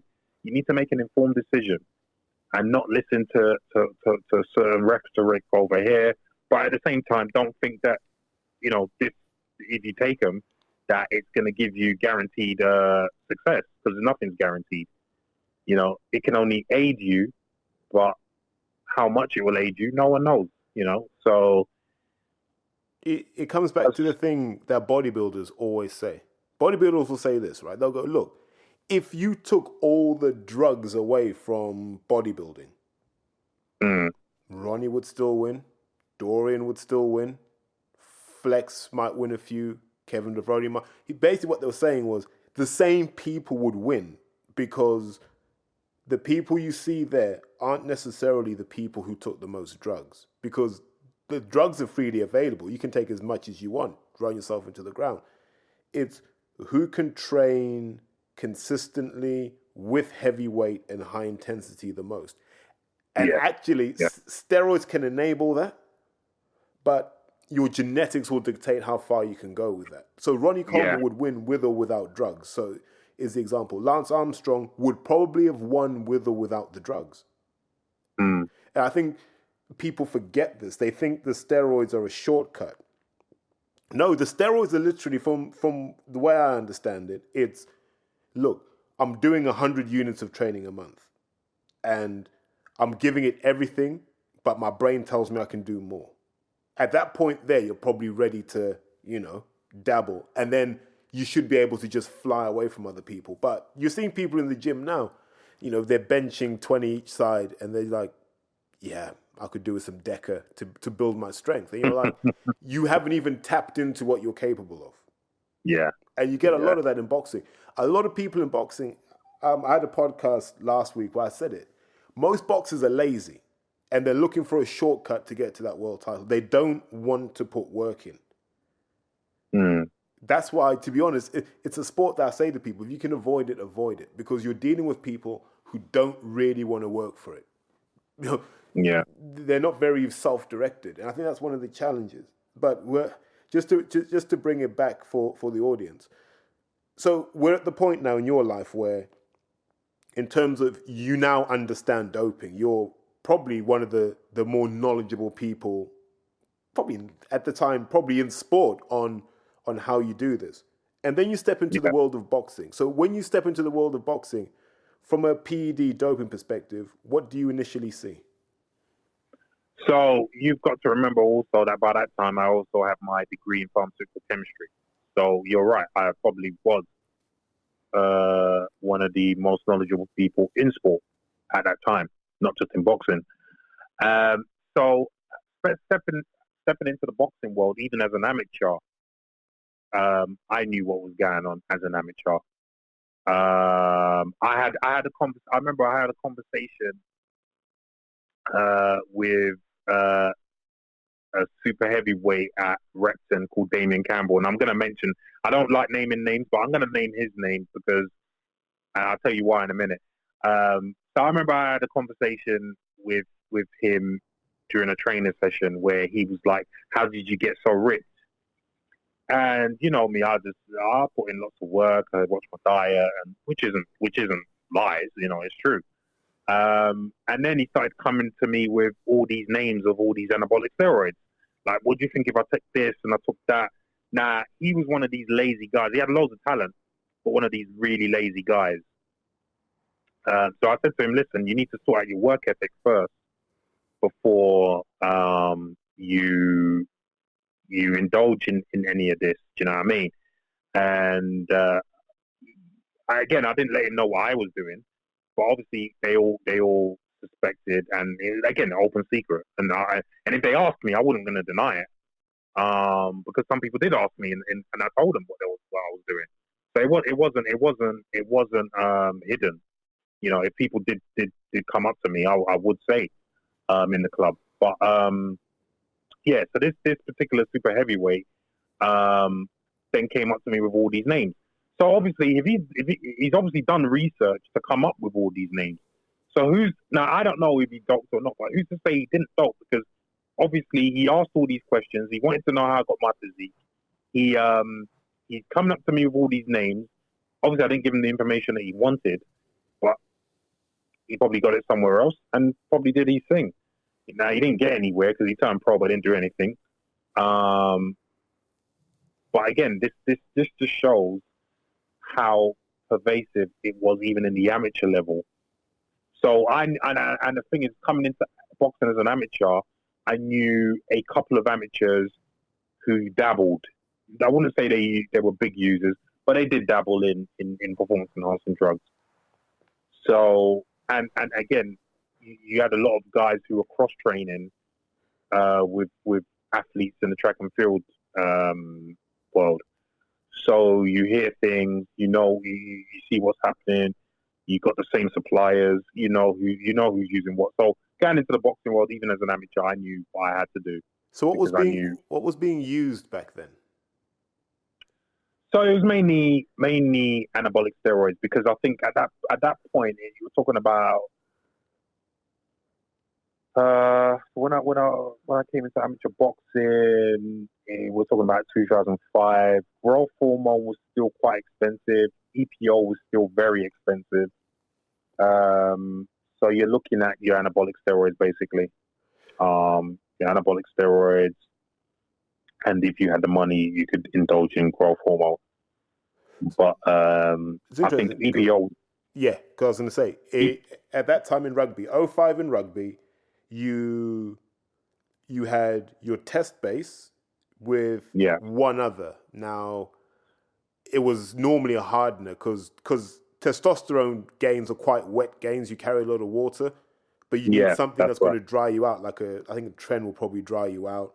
And then you had GHRP 6, GHRP 2 that were being used to give you an additional growth hormone spike. Yeah. Later on, you then move to something a bit more sensible like ipamorelin. I know some guys were on the sermorelin. Yeah. And then you had EPO. And that was what rugby players were generally talking about. In terms of your training cycle, on game day, everyone was on some form of ephedra supplement. Now, depending, were you were you on 25 milligrams or 75 milligrams was the only question. But the problem with that, and I'll hold my hand up and say, I've tried ephedrine before, and I took 2 25 ml capsules. I had to play 2 games in one day, which is why I did it. And I ran like hell for 2 games. The problem was I couldn't sleep.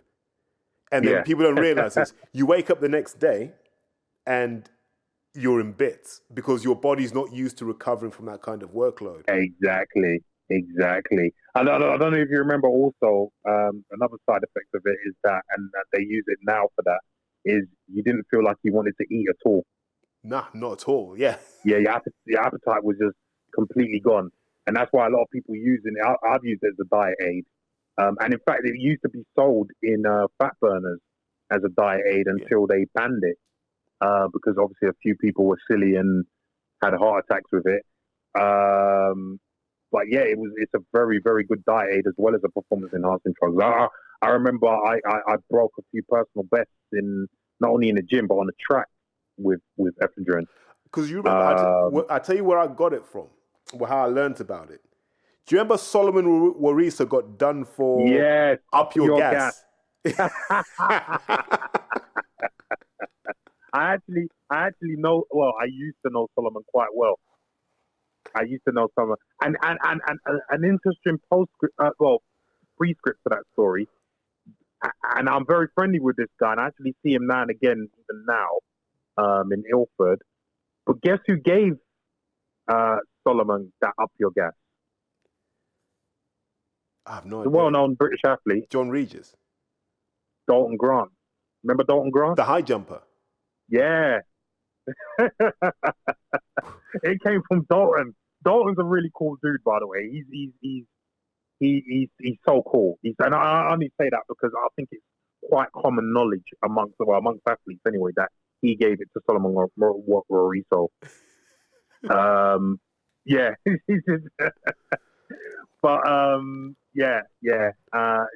that's where it came from. Yeah. And I think like I was doing A levels at the time when I did the ephedrine thing, and then like that's lived with me forever. I'm sure I have a bottle here somewhere, just in case I ever have to lace the boots on again, and I feel tired. I'm like 50 milligrams, man. We're in. Because but it comes back to the point that there are no secrets in this thing, man. It's just about whether you're in something where the stakes are high enough for you to take something. Right. That's how I look at it. Like if I'm just going to play rugby, or if I'm just going to jump in and do 4 rounds with Dominic Akinladi like the old days, I'm not going to take anything for that because I'm like I can get through that comfortably. Yeah. But if you tell me there's 50 grand on the line, I'm like, I can't take any chances. Mindset will change. There you go. And you just proved my point. When it comes to and this is why this issue is never going away from sport. Ever going away. Because money talks. Money talks. Wherever there's money on the line, you're going to get people willing to do whatever it takes to get it. And remember, we mentioned in the past about people doing it without having money on the line. So if that's the case, think about what other people who have money on the line are doing, and what people who are trying to get to that level are doing. And this is why it kind of does annoy me occasionally when I think about how people are not really comprehending what's going on and just having their heads in the cloud basically.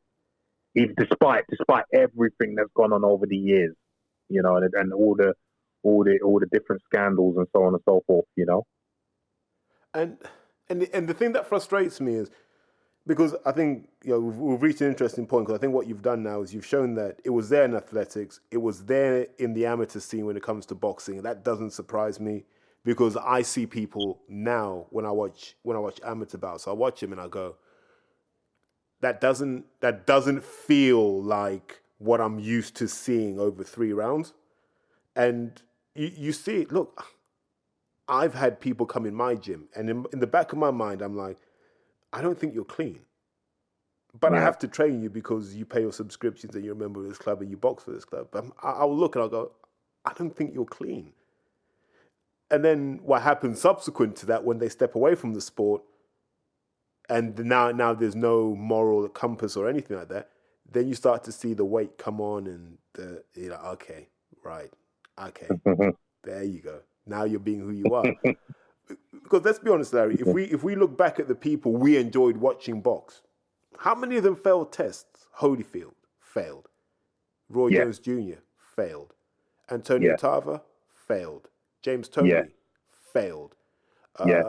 Shane Mosley.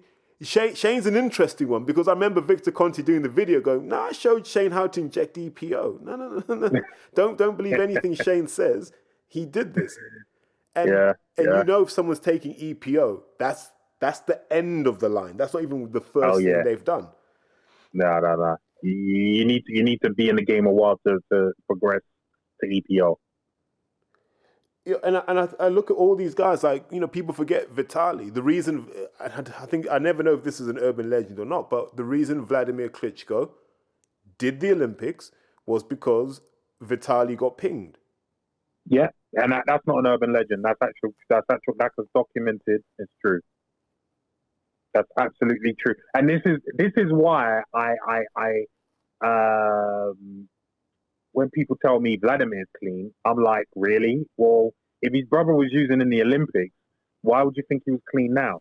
And an interesting story about Vladimir and David Haye in the David Haye fight. I actually did some security for David Haye in the press conferences to those fights. So I went with him to Germany and the press conference in London. And I heard an interesting conversation between Adam Booth and someone else from Vladimir's side, and basically the gist of it was that there was going to be no testing for that fight. And then I questioned Adam on that. I said, "So what? There's no testing?" And he was like, and he laughed, and he was like, "No." So make of that what you will. Wow. And I don't mind saying that because that is the honest to God truth. That's what I heard. Now, I'm not saying that David used. I'm not saying that Vladimir used. Although if you ask me what my opinion is, I'll tell it. I'll tell you my opinion. But I'm not saying they used for that fight. But what is your opinion? A world title fight and there's no drug testing.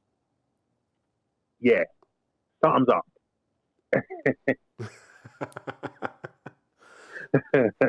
But a lot of people, young boxers look up to, or young fans look up to, or any fan looks up to, a lot of these guys have used, and I am sure, and I think that list was non-British. So I'm now supposed to believe that the British guys are the ones doing it clean. I'm a big Frank Bruno fan, but someone needs to explain to me how he got to 247 pounds. Like, because his debut weight was nowhere near 247 pounds. And Frank was a big guy back then. Yeah. And, exactly. These red flags, I say to boxing fans, look for the red flags. Because exactly. Frank when he retired, he was about 17 stone 10, 17, 11, I reckon, when his fighting weight was. Frank can't be more than 15, 10 now. Yeah.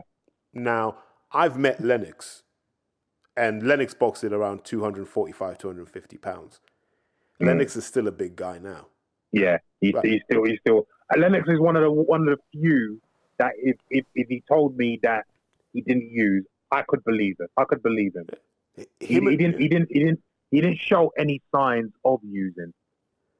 Nah, him and Riddick Bowe, I just look at and go, I just think you guys were just big men. Yeah. Now, don't get me wrong. If it turns out subsequently that he did use something, I wouldn't be surprised. But I could believe that Lennox was clean. He's one of the few that I could believe. As you said, Riddick Bowe as well. Yeah, definitely. Those are two guys that I could definitely believe were clean. Yeah. The other guys where you watch, and it's easy with heavyweights, I think, because you just watch what happens to them when they retire. Like, there's some where it's almost like you've just taken the air out of them. Yeah. But I also think it's interesting that you mentioned about Frank's starting weight and what he ended up being. And we all know there's a certain heavyweight that has similar traits to that. Well, I'm not going to mention any names. Feel free to mention if you want. But have we discussed them before? No, we haven't. Thank God. But you see, here's the thing, and being a former heavyweight myself, I can attest to this. The training that you need to do as a boxer in general, and as a heavyweight boxer in particular, is so draining, especially with the cardio that you have to do at such a big weight, that you will tend to lose weight unless you're actively eating in a calorie surplus. Now, if you're eating in a calorie surplus and you're putting on weight despite doing all this training as a heavyweight boxer, your weight is not going to be pure muscle. Your weight is going to be a mixture of muscle and fat. So it's a very suspicious, and you could see it even from my physique when I was boxing. You could see it there. It's very suspicious when heavyweights are able, despite the huge amount of training they're able to do. I mean, with me, no one saw me as an amateur, so it wasn't as clear cut for me. But there's certain other fighters where they've gone from amateurs, like say they've weighed 220 as an amateur. Yeah. They started off 225 as in their pro debut, and despite doing more and more training as they need to do as they get up the levels, they're able to put on not weight that is not just muscle and fat, but pure muscle. That's impossible to do. Well, maybe it's possible if you were to win a gold medal. Possible. Maybe winning a gold medal gives you that kind of it unlocks your genetic potential. That's the key. Like none of us have gold medals. Maybe. And now I know you know who I was referring to when I mentioned about the analogy with Frank Bruno. So yeah, there you go. Now again, like I said, I know, and you being quite a big guy yourself, you know that it's impossible. I mean, this is why bodybuilders take anabolic steroids during their cutting period to get ready for competition, because they know if I cutting down, I need to hold on to my muscle mass because I'm going to lose muscle mass. Therefore, if I'm eating in a surplus yet doing all this training and I put on weight, if I'm not taking any anabolic steroids, it's going to be a mixture of muscle and fat, more fat than muscle, in fact. But obviously, if I'm using anabolic agents, it's only going to be muscle, because if I'm doing all this extra training, that's burning all the fat, and the anabolic steroids are retaining and building my muscle. So And there's another element to this that people ignore. Your skeletal mass seems to determine how much muscle you can put on. So the working science at the moment seems to be, for every pound of skeletal mass you have, you can pack on, they reckon, 2.25 pounds of muscle, roughly, or 2.5, depending on genetics. If you've been training your whole life and you've been lifting heavy in an elite environment where you've had the best of everything in preparing yourself for maybe an Olympic tournament, just being theoretical now. If you've been doing that as a super heavyweight and the heaviest they can get you is 104 kilograms, that's probably the limit of your skeletal mass, because visually you don't look like you have big bones. Yeah. You look like you have quite an athletic frame where you should really be running around 16 and a half tops. Right. That should be... So to see someone then drift into the 17, 12s, 18s and still look ripped, then you're saying to yourself, okay, if I'm to believe this, then maybe your skeletal mass increased. If your skeletal mass increased, what caused it to increase on what is a mature body? I have a question to ask. And then I'm like, okay, then what was the trigger point for you to increase your muscle mass? Bearing in mind, in an elite environment, you were training your nuts off at that point there. It just so happened then you really did have random drug testing. So you had to be on your toes. You didn't have control over those variables. Whereas once you have control of those variables, the mass seems to go up.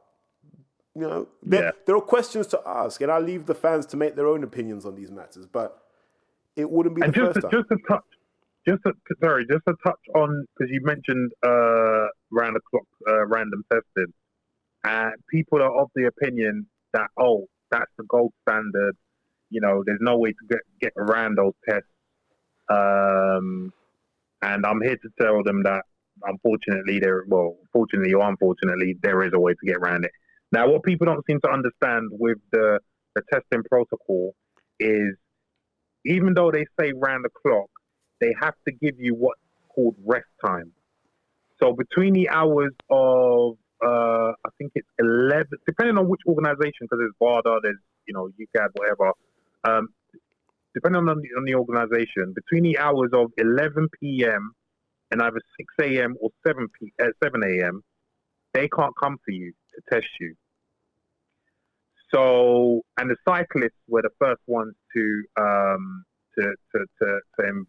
develop this protocol of microdosing. So basically, what you would do in that time period was you would take the very fast acting compounds. So you're talking about your growth hormone, because that'll be in and out before the morning. You're talking about your testosterone suspension, that'll be in and out before the morning. You can take your IGF, because they still can't test for that.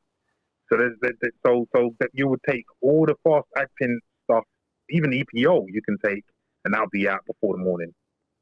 And you're able to take this in dosages also that wouldn't show up in a test, most likely, even if they did come within that period of time.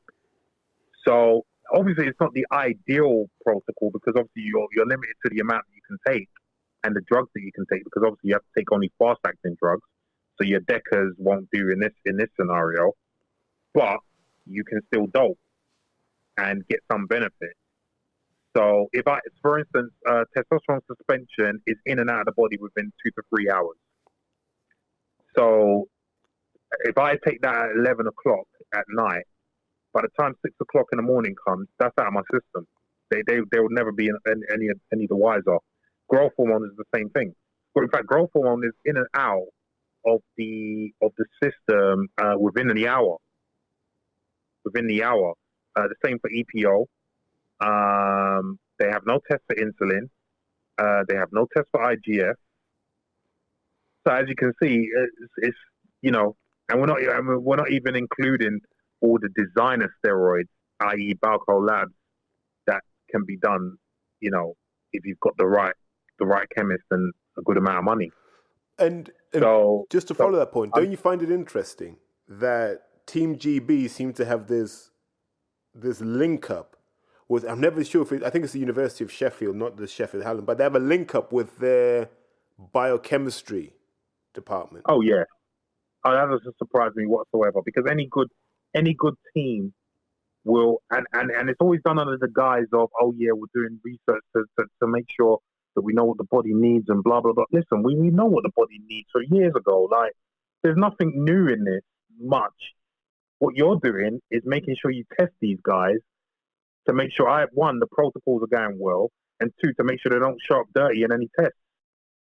That's the bottom line. I know this because I was told by a very prominent athlete, British athlete, that 2012, a few months before the 2012 Olympics, I think it was either UCAD or someone from the anti-doping organization came to the elite British athletes and said to them, look, you are going to be tested within this period of time. So whatever you're doing, make sure you're clean by this time. Because obviously, as I said to you, when a country hosts, like LA in '84, when a country hosts an Olympics, they want to make sure they're kicking ass in that Olympics. That is exactly what GB did in the 2012 Olympics. Remember Barcelona? There was that guy, Fermin Cacho. Did he run the 800 meters? Yes, I do remember him. He was rubbish before. He was rubbish after. And in the Olympics, this guy won a gold medal. Yeah. I know the way he won it as well. It came out of nowhere. Literally, the last 50 meters, he came out, and if I remember the race correctly, he came out and won it. Yeah, and everyone was like, I can't believe who is this guy? yeah, but it's crazy. It's crazy, and again, this is why this issue is never going to be resolved unless they allow, as you said, athletes. I subscribe to your way of thinking that they should allow athletes to use performance-enhancing drugs. But with me, I subscribe to Charlie Francis' way of thinking about this. For people who don't know, Charlie Francis was Ben Johnson's coach, and very smart man. And he said that, look, the ethos of the anti-doping organizations all around the world is to A, create a level playing field, and two, A or B, protect the athlete's health. Now, we know that there is no such thing as a level playing field. There is no such thing. It's a fallacy. I mean, you've got athletes who are more genetically gifted than other athletes. You've got athletes who've got more money than other athletes, so they can afford better equipment, better training facilities, better coaches. So there's no such thing as a level playing field. That's a fallacy. So if everyone has access to performance-enhancing drugs and are allowed to use them, that then levels the playing field.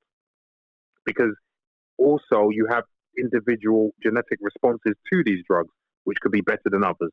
So again, it levels the playing field. Then, if you only allow the athletes to use the hormones that are naturally made by the body, so then you're talking about testosterone, growth hormone, and EPO. That's it. The rest are not allowed because these have a good clinical safety profile and they're made by the body. So you then protect the athlete's health because then you can monitor the athlete's health markers. And then what you do then is if their health markers, like, your liver enzymes are too high, you can ban them for that. And then you can make sure that they come back healthy. So that way you protect the athlete's health and you create a more level playing field. I mean, it'll never be level, but it'll be more level if that sort of scenario happens. But I think the risk is the cheating is so efficient and so effective. You're effectively trying to bolt the stable door after the horse has bolted. Like I think the first thing you have to do is you have to sort out the testing. Like, there's no point in saying we're an anti-doping body when so many people are getting away. Yeah, and I think we talked about this earlier. The worst, if I'm sat in UCAD, the worst thing that can happen for me is that we catch Joshua doping. Like, I would just say to people, listen, don't bring me that problem. Please do not bring me that problem because we've only got this much money left for the rest of the year. Okay? Yeah. And I do not want that court case. So whatever you need to do to make sure that he's clean, you go and do that. And I know it sounds, people say, you're just being negative. I only used him because he's probably the most bankable star in boxing. You could substitute him with Fury, Eubank Jr., Dillian. It doesn't matter to me. I don't want to catch any of these guys because it's just going to be so expensive dealing with them. Well, we only have to see what happened with Dylan's case to see that's true. Yeah. You make enough noise as a lawyer. Well, and contrast it with Liam Cameron's case. Right. Where Liam Cameron was done for recreational drugs and given 4 years. Yeah. For what the experts themselves said was a tenth of a line. Because what he was saying was that he took it inadvertently. So he didn't know that he was taking it. So and they said that because of the amount, his story is probably plausible, but they're still going to ban him anyway. He didn't have lawyers. Had he had someone who says, do you know what? I'm going to see this case through till the bitter end, he'd be boxing now. Yeah, 100%. 100%. I mean, look at the Tyson Fury case. They were so worried about being bankrupted by Dan Sport with Fury that they settled. And they had him banged to rights. But you know what? Yeah. Everyone laughed at me when I said, like, the instant I found out that he had popped for Nandrolone, I said, this guy's going to serve a shadow ban. They'll make out I was like, there'll be all this drama around him. He won't be fighting. He'll be doing this. He'll be doing that. He's just serving a shadow ban.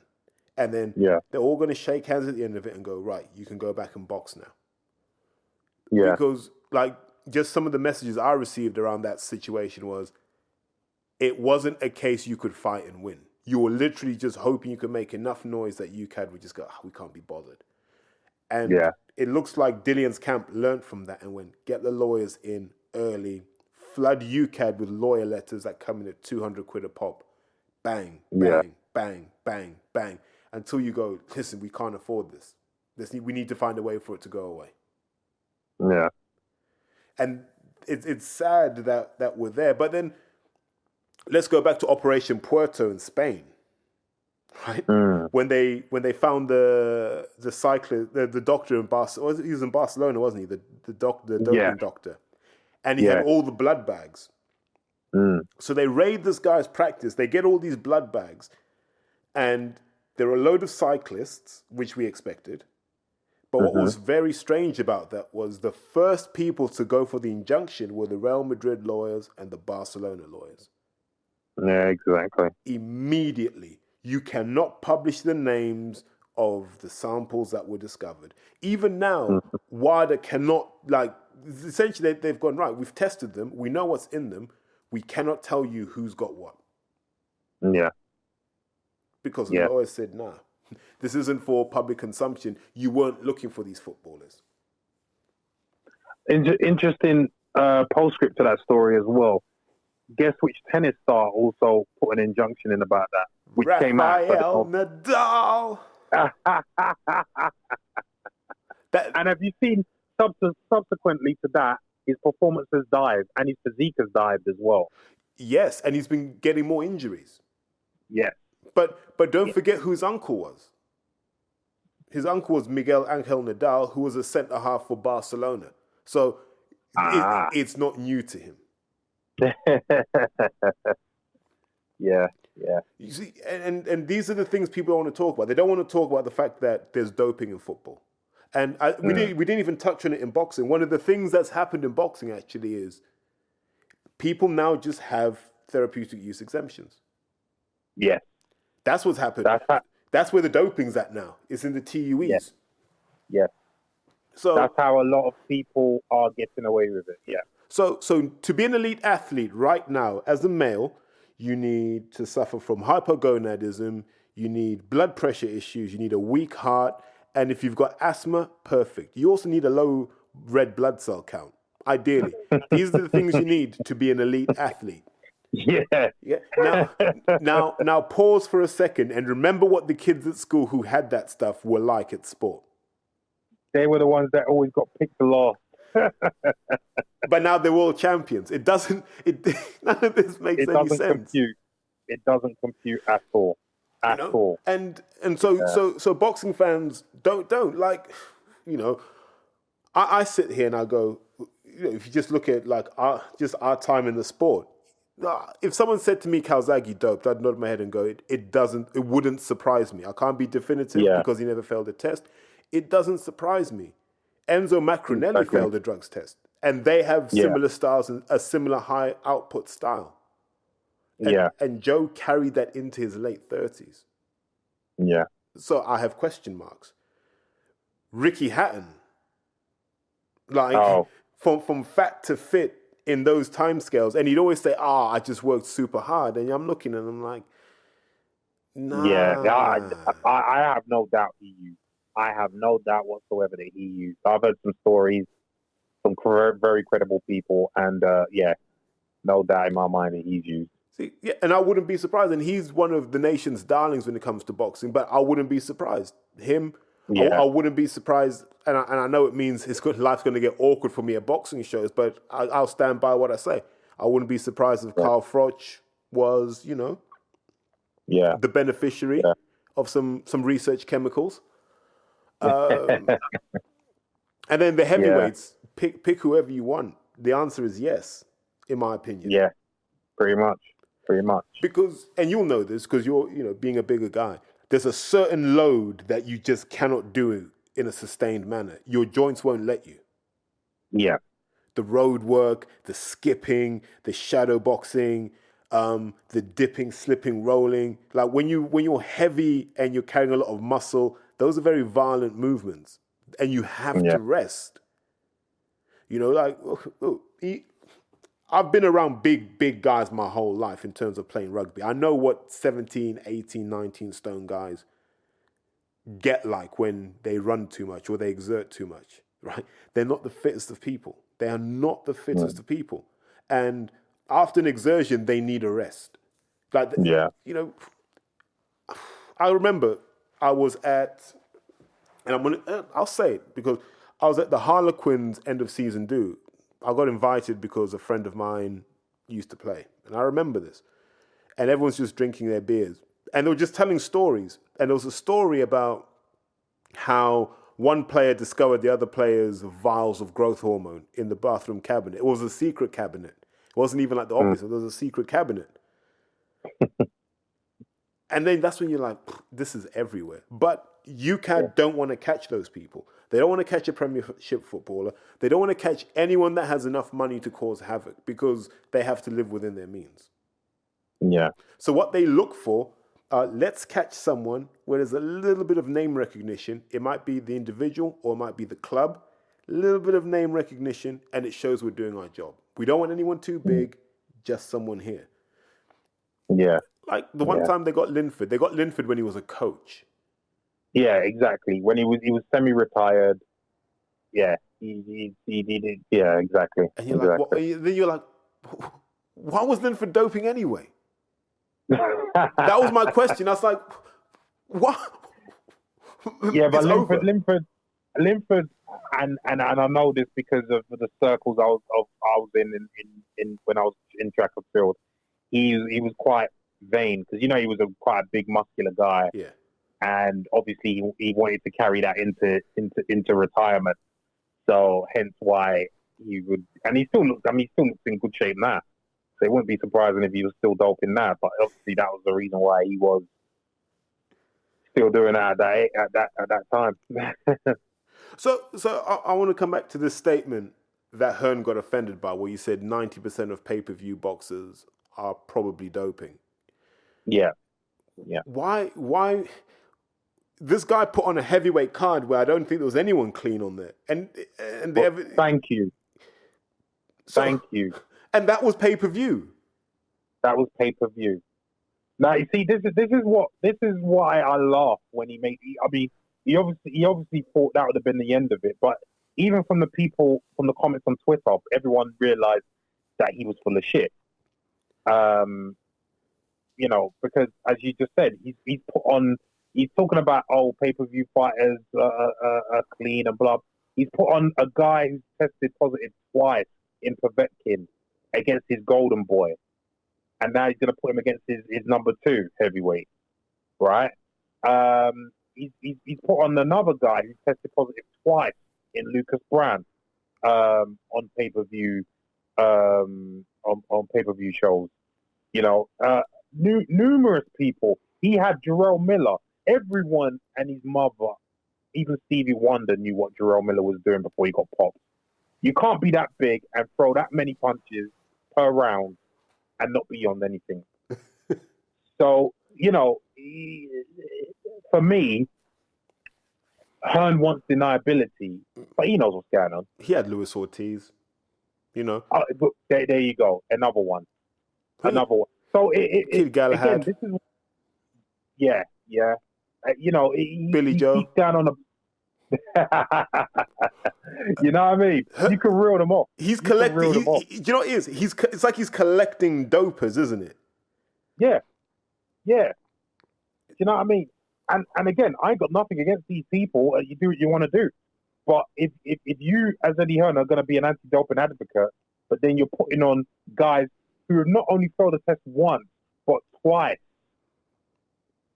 you didn't need to be questioned about whether you're really about anti-doping or not. You know what I mean? Well, no. But if you remember when Dillian had his issues with UCAD, and Hearn would just refuse to talk, and my question at the time was very simple because he'd always go, "It's a legal matter," and I'd pause and I'd go, "Wait, it's not a criminal matter because no laws have been broken.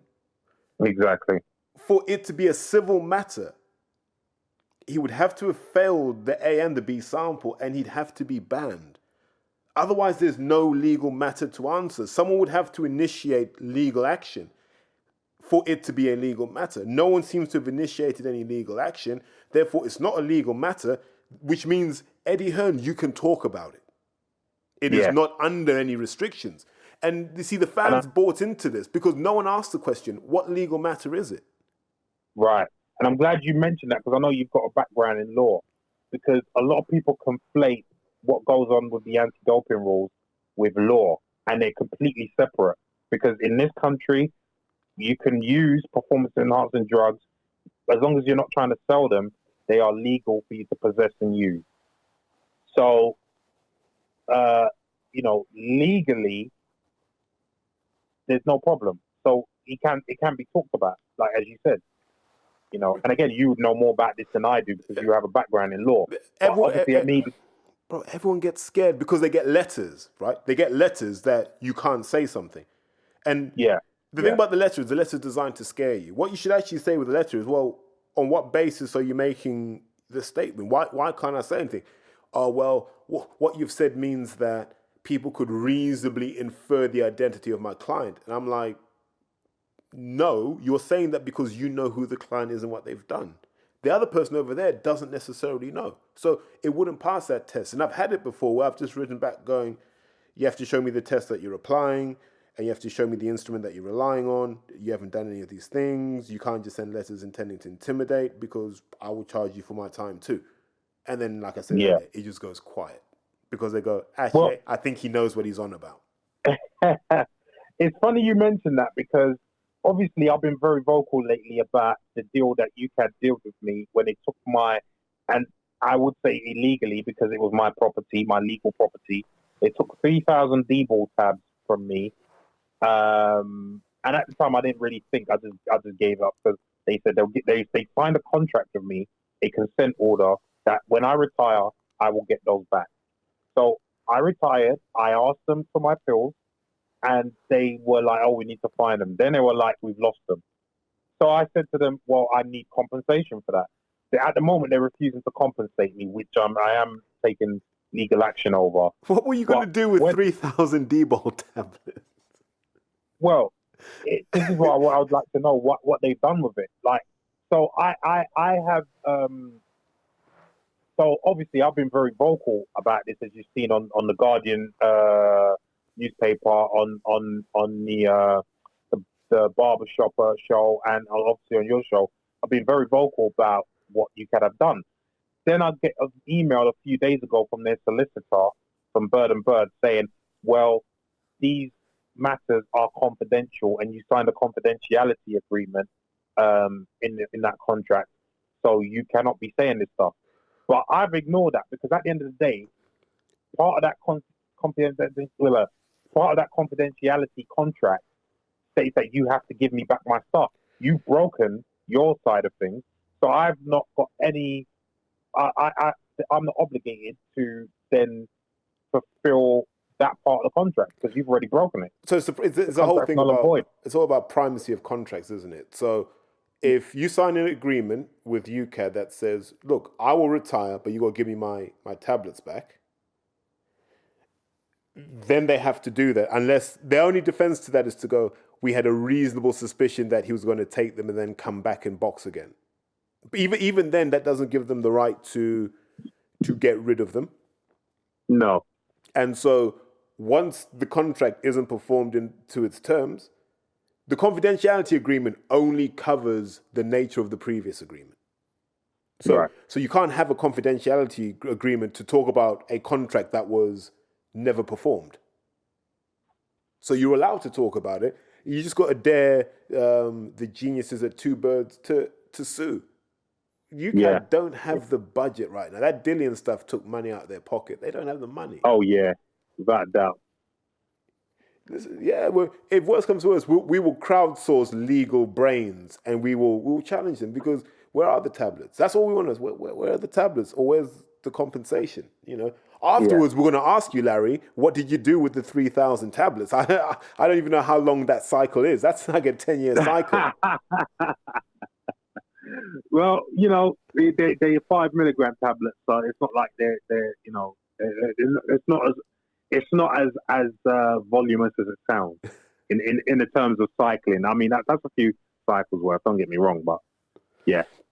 Because another thing I wanted to touch on was, I don't know if you ever saw this, but Mia St. John came out in public. I think this was last year, and she basically said, "Look, I doped as a female boxer. I doped," and she said, the people in my circle were also doping. I'm not going to name names, but the people in my circle were doping. And I think it just takes a boxing fan with a couple of brain cells to go through her record and see what cards she was on to understand who was in her circle. The first thing that happens is Steve Bunce does an article just shredding her character. Like shredding. A woman who had 65 fights. Let's be clear about it. 65 professional fights. Think about it. You're going to shred a woman who's had that many professional fights. You're going to shred her reputation as a woman and as a boxer, all because British boxing said, Steve, you've got to circle the wagons. And I remember when we were discussing this, a guy called Nigel Travis, he's an amateur coach at Manchester. He was trying to convince me there are no drugs in boxing and that's all there is, end of. And I was thinking to myself, I'm sure there are guys in your stable that are on stuff, because I've heard things. Yeah. I've heard things and I've been in camp with some of these guys, and I'm not convinced that they're clean. But I'm not convinced anyone's clean anymore in any sport. Like we talked about Wade Van Niekerk, and like people, we need to be honest as fans. And I say this, I just love watching freaks. Now, I have no concern for their health. I have no concern for their well-being. I'm paying a ticket to watch freaks. It's why I can watch powerlifting. It's why I can watch strongman. Because no one's trying to pretend that they're clean. I'm like, nah, you guys are freaks. Like, this isn't natural, but I'm being entertained, so I'm okay with it. Yeah. And so that's the thing. We love watching freaks. I want to see a heavyweight champion being 17 stone and ripped. I'm like, yeah, okay. It's like, when we used to watch the World Wrestling Federation with the Ultimate Warrior. Exactly. And we were like, yeah. But you knew you couldn't get like that. Yeah, I want to see the freak.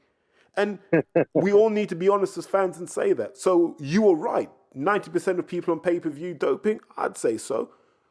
Let's go through the biggest names in boxing. Canelo. Popped. Yeah. That's a matter of fact. There are enough suspicions over Joshua now that it's going to get hard for him to go his whole career without, questions still being asked. Right? Yeah. Tyson Fury. It's a matter of public record. Who else is a big name? Dillian White. Popped. We're now not saying there was Nandrolone in him, which is a strange, with all the sophistication in doping. It was Debo. Was it? Yeah, it was Debo. Wowzers. It was Debo. Yeah. Were they your tablets? Is that where they were? Well, you'd have to ask you, Candy Dolphin, about that. You'd have to ask them about that, mate. But see, but we're going through this list now, and so you're like, okay, so everyone's popped, like Jesus Christ, there ain't no stopping us now, is there? God, so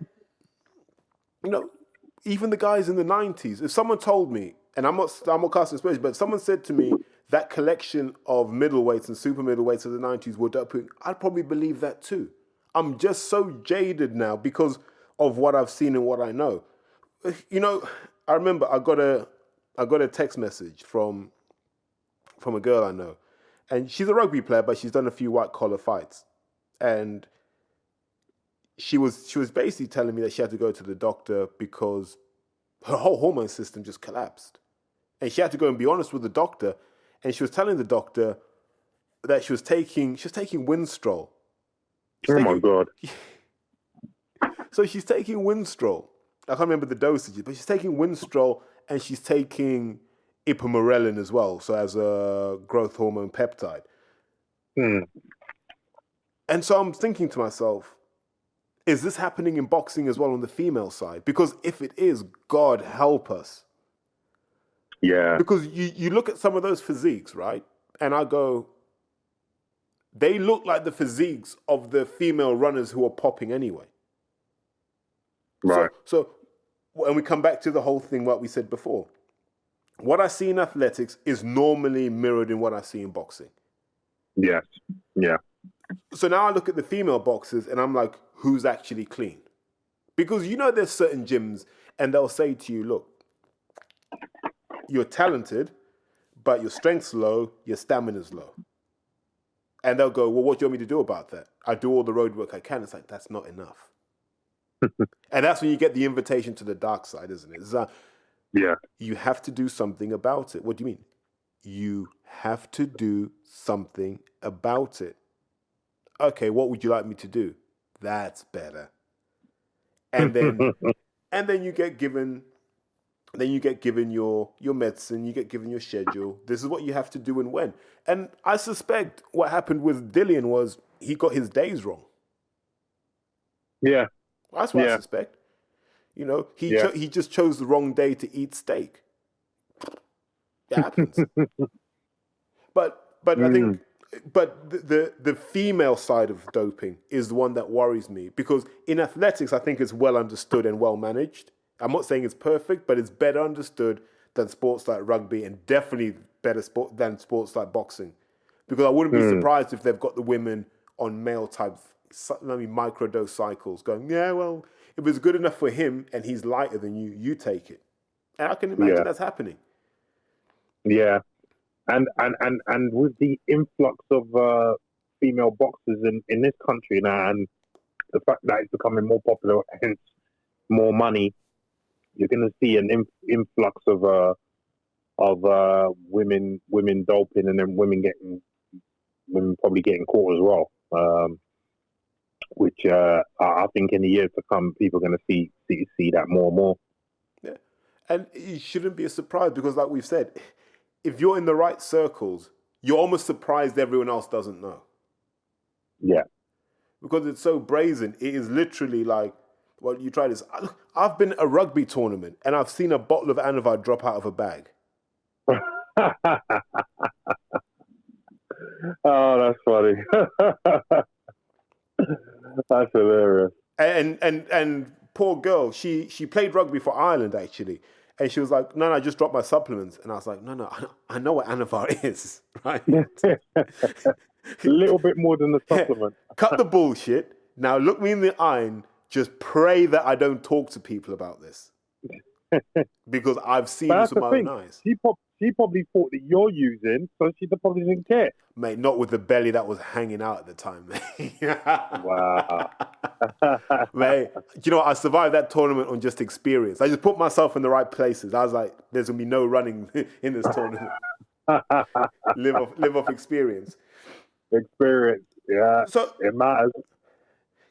Just to, because I think your career is fascinating, because you came out of a gym where, if you take a snapshot from 2009, the heavyweights in that gym, everyone's kind of had vastly different careers, right? And I don't want to name names. The audience can research for themselves. Of that camp that you're a heavyweight in, was this knowledge being shared? But you say camp. You mean when I was trained by James Cook? Yeah, so just that environment. So not necessarily the camp as in you're all in it together, but everyone's kind of around each other. Yeah. I have to admit, it wasn't. In my case, it wasn't. But I think that's only purely because there was no central guy doing the protocols for everyone. I was doing my own thing, because obviously I had the knowledge to do that. So I didn't have to involve anyone. So I think purely because of that, not because I think any of the guys were clean. I'm not saying they weren't clean. I'm not saying that they were doping. but I don't know. But what I'm saying is that I didn't share any information with them because I just thought it wasn't necessary because I'm doing my own thing. I'm using my own knowledge to further myself. But I do know that they knew that what I was doing. They knew. I mean, I remember, James Cook has been in this sport for years. And I remember him holding the pads for me, and he goes, he stopped the pads for a minute, and he said, "You know what, Larry? Do you know that out of all the boxers I've trained, you're the only one that's able to move me backwards when you're hitting these pads." And he will say certain things like this, and then he wants to turn around and say he didn't know, he didn't have an inkling that what I was doing. That's hard to believe. And then from your perspective, did you ever offer advice to boxers? So did you ever go, look, if you've got a fight coming up, here's what you want to do? Or were you just like, nah, it's not my thing? Yeah, I always steered away from offering advice. Again, I always told people to make their own mind up because here's the thing with me, because of the knowledge that I have to realize that that people might not be as healthy as I am. So therefore, they might have health problems, which means that they can't use certain things. They might have high blood pressure. They can't use Anadrol, for instance, which increases your blood pressure like mad. They could have liver problems, which again negates using any oral steroid. They could have diabetes, which negates them using growth hormone. So I always stayed away from giving people advice. I'd always tell them to go on the internet and do their research. There's plenty of information out there nowadays. So I always tend to steer clear of that because I never want to put myself in a position where someone hurt themselves and then they could blame me. No, 100%. See, I get that because we've never really had. I think we've kind of had it on a small scale. So I know in the Northwest there were certain gurus when it came to stuff like this, right? Yeah. And they're known, and a lot of the top boxers from that region use them. And I've heard them interviewed on other podcasts, and those questions weren't put to them, but that's okay. And I don't know if you have that kind of knowledge in London, but I know definitely in Yorkshire there are guys who provide that knowledge, and I've heard mud slung at the Ingle camp before, which you kind of normally say, it's just rumours, but then Kid Galahad failed, so you got to ask yourself, and Billy Joe did when he was up there as well, so you got to ask yourself what's going on up there. I've always thought Wales is just a drug problem in every sport. Oh yeah. Wales is just it lives by its own rules. Like the stuff that goes on in the valleys is insane. They probably have the best cycles because all they do is dope. Like whether you're there's nothing else to do up there. So they're probably experts. But we've never had these guys we haven't had a British Heredia yet. We haven't had a British Conte yet. We haven't had a British Ariza, or even if you want to go further back, like a Mackie Shilstone. People forget what Mackie did with Evander. Yeah, with Larry Holmes, yeah. Holmes, Evander. They forget and they forget Evander and Lee Haney were best friends for a while. Yeah, I have plenty of stories about that, in fact. God, listen, the floor is yours.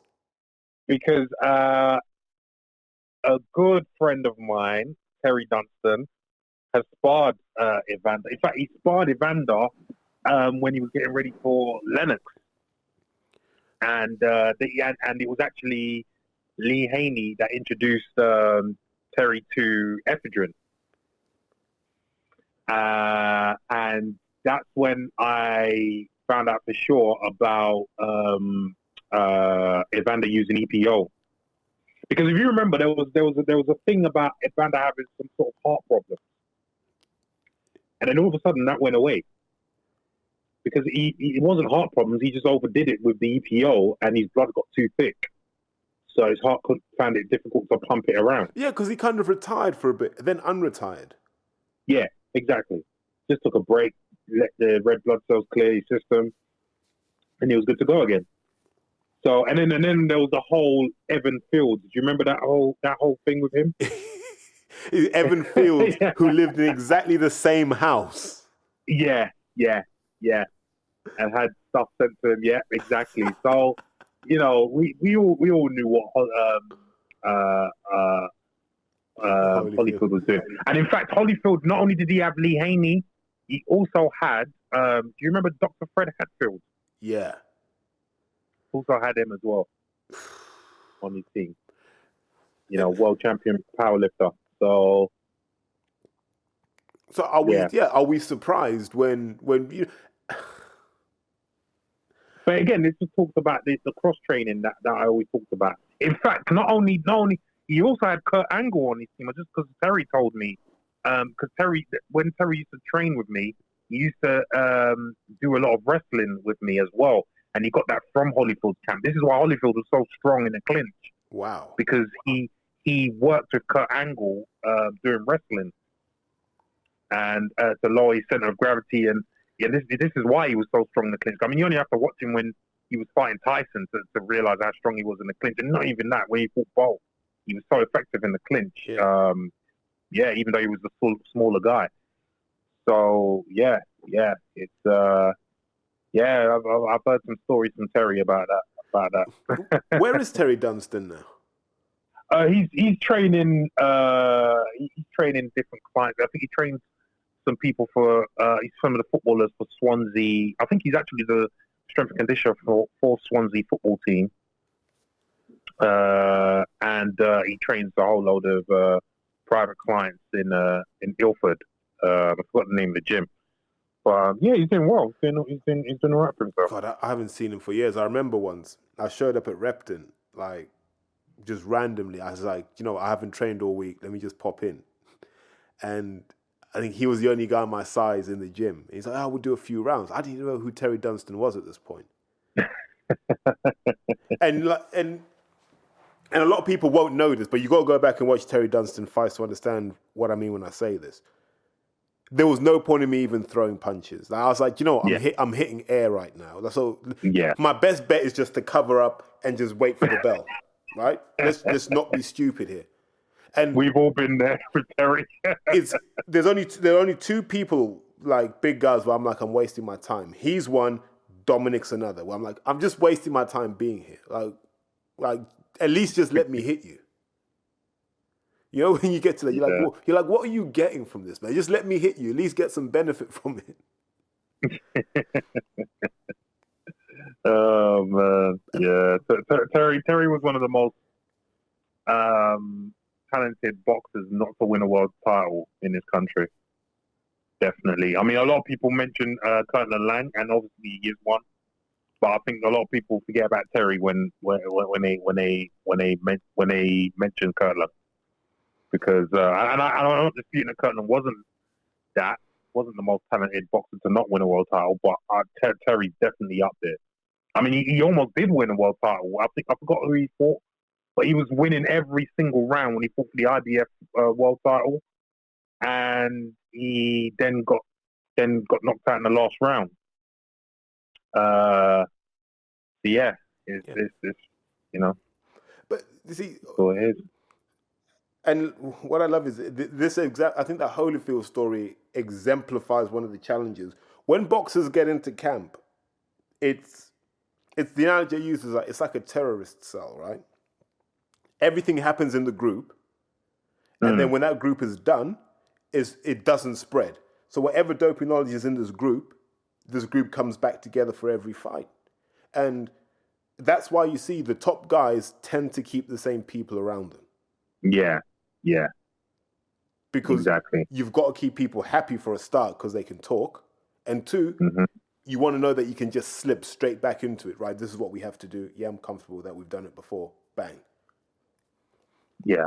And I don't think anyone's immune from this. Like, I don't think, the greatest boxer of our generation, he's probably there. The number 2 guy, he probably took something. The Golden Boy probably did. But all of these guys, the heavyweights, most of them probably did. Yeah. And we're watching a lot of them now, these 40-year-old guys. And, at that age, you can't fight for 12 rounds because number one, you can't be bothered. Like, people ignore the psychological effect of when you've done something for long enough. Actually, you get to a point where you're like, I really can't be bothered. I imagine Povetkin's like that, and so they have to get him into a state of mind where he's not like that. And people underestimate the uses of drugs like Ritalin among elite athletes. Oh yeah. Modafinil is another one. Say again. Modafinil is another one. Yeah. In fact, I remember Kelly White, who won the world championship in 100 and 200, I think 2001. Yeah. She got caught with modafinil. No exemption, no prescription. Well, she tried that was her excuse, but then they found the whole training group was dosed with modafinil, so that didn't wash. And all this stuff, like your Ritalin drugs, this new whole thing of nootropics, and now if you look where the research is going now they're trying to find plant compounds that can give you similar effects to what the PEDs give you. So I know there's one that they're trying to get from the tomato skins of green tomatoes called tomatidine, which they believe might have anabolic effects. But they haven't been able to synthesize enough of it yet to really try. Or the holy grail now, the myostatin inhibitors. Oh yeah, the myostatin inhibitors. Yeah. And that's where it's all headed now. It's all headed to, let's find new ways of doing it. So people. But we know where the next doping sort of what's the word I'm looking for? The next big thing in doping is gene editing. We know that now. We know that athletes have done it already, but they just can't test for it. But also, I think the challenge with that, and my knowledge of genetics is limited, but we may think something codes for, say, muscle growth, but we won't have all the elements that code for muscle growth. So we'll just see, okay, these 7 genes are responsible for muscle growth, but it may actually turn out that the trigger for those might be another gene further down the sequence. So you just edit these 7 genes and ignore that one, and it can cause problems all down the chain. So it's you're not wrong, but as you know yourself, athletes are going to do whatever they think is going to help them. Agreed. And if someone says to them that we can use CRISPR to edit your genome and give you, I don't know, more type 2 muscle fibers so you can be more explosive, they're going to do it. They're not even going to think about the consequences or and for me, that's where I draw the line. Because again, like you just said, we don't know the consequences of this. There's too many variables at play. It's not the same as using a performance enhancing drug, editing your genome. It's just not the same. No. So yes, they can't test for it, but the possible negative outcomes are too numerous to even comprehend. It's a worrying place where we're headed with that, because I simplify things. So when it comes to athletes, I always have a 2x2 box, and one axis is natural capacity and capability, right? Are you naturally fit? Yes or no? And then the other one is just response to training. Right? That's how I measure everyone. So you will meet people and they're naturally fit, whatever that means. But they can, you'll notice being an athlete, there are people who can just run barefoot in a pair of shorts and probably do 10, 2 in the 100. And you're like, I don't understand how. Yeah, they haven't trained a day in their life, They can just run. And then you get those sorts of people.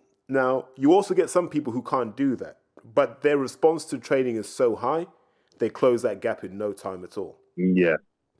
What you're really looking for, people who are naturally fit, naturally capable, who respond highly to training. And then they're the people that if you are going to have a PED program, you put them on it, because that's where they'll just leave everyone for dead. Yeah. All these other people who are low base level capability and low responders to training are wasting their time. The drugs aren't even going to help you. But you see, but there are outliers to that, because Ben Johnson was probably an outlier, because you got to remember, Ben Johnson, before he jumped on the PEDs, was a 10-4 guy. And even though he didn't have a drastic improvement over the space of a year or so, he made steady improvements with that until he got to where he got to. Now, if you're talking about a 10-4 guy, you would never expect a 10-4 guy, even with drugs, to be able to run 9.79. So there are outliers. Although you're right, what you're saying, there are outliers, genetic outliers, because there are some people, and I think I'm one of them, because I've never needed a lot of an anabolic steroid to get a massive response.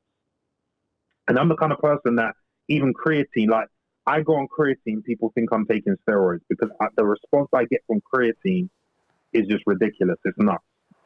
Even I sometimes, like, I'm baffled.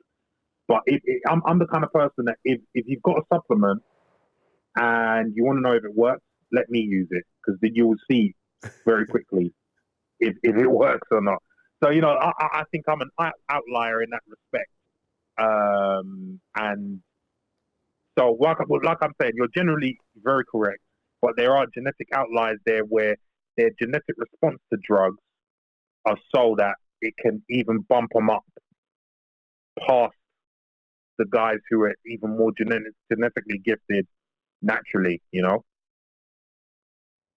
Because if you look at, I'll give you an example. If you look at, again, going back to Ben Johnson, if you look at Ben Johnson compared to, say, Carl Lewis was naturally the better runner.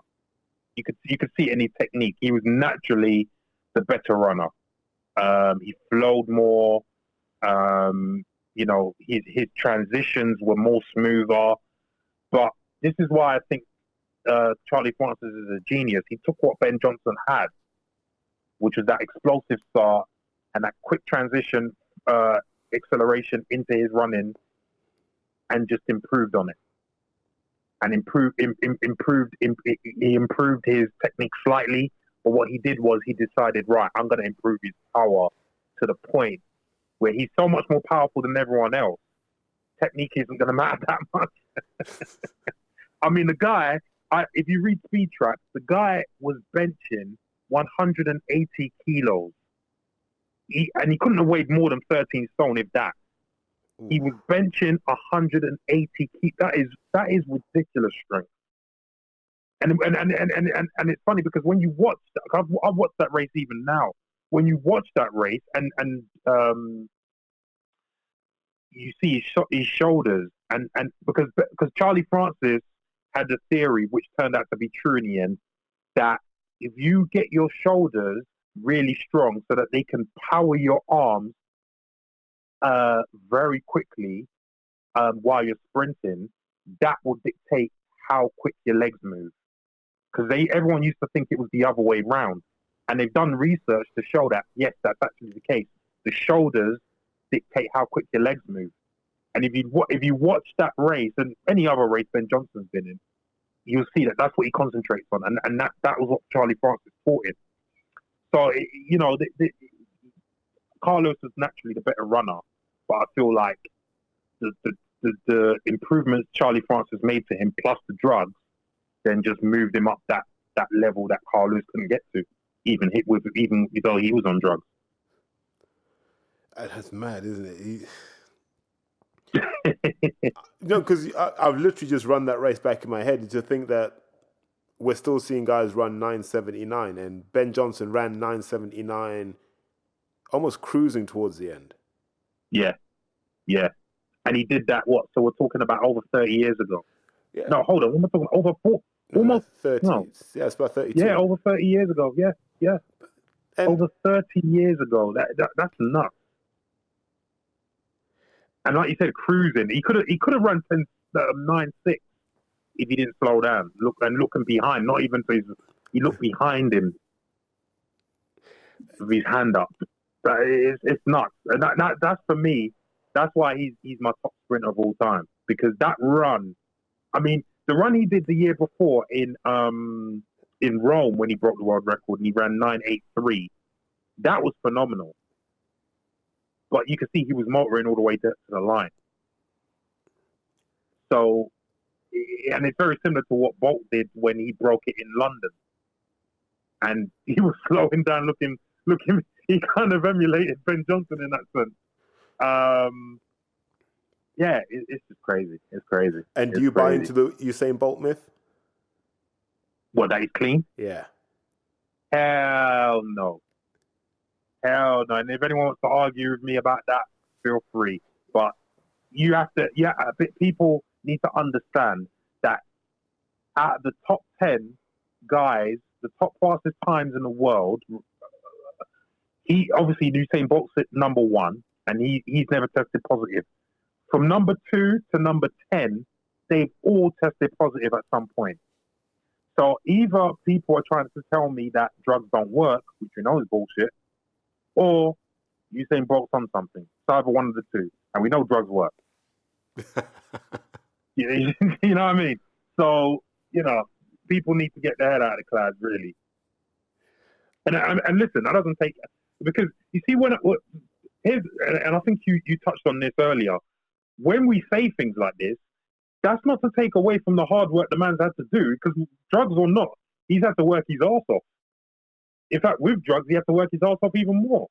So that's not saying he didn't work hard for it. Of course he did. That's the whole point, That's the whole point of taking these drugs. He did work hard. That's not negating his hard work. But he couldn't have worked hard without those drugs. You can't get the volume in. I think that's the thing people don't realize.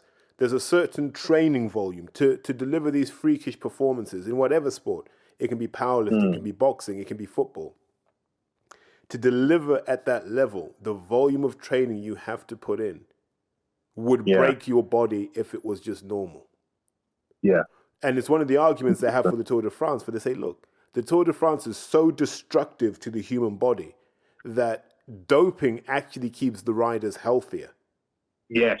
There was a couple of Tour de France guys who said that you need drugs to finish the race. Forget about winning or coming top 10. You need drugs to finish the race. That's how brutal the Tour de France is. That's how brutal that competition is. You need drugs to finish the race.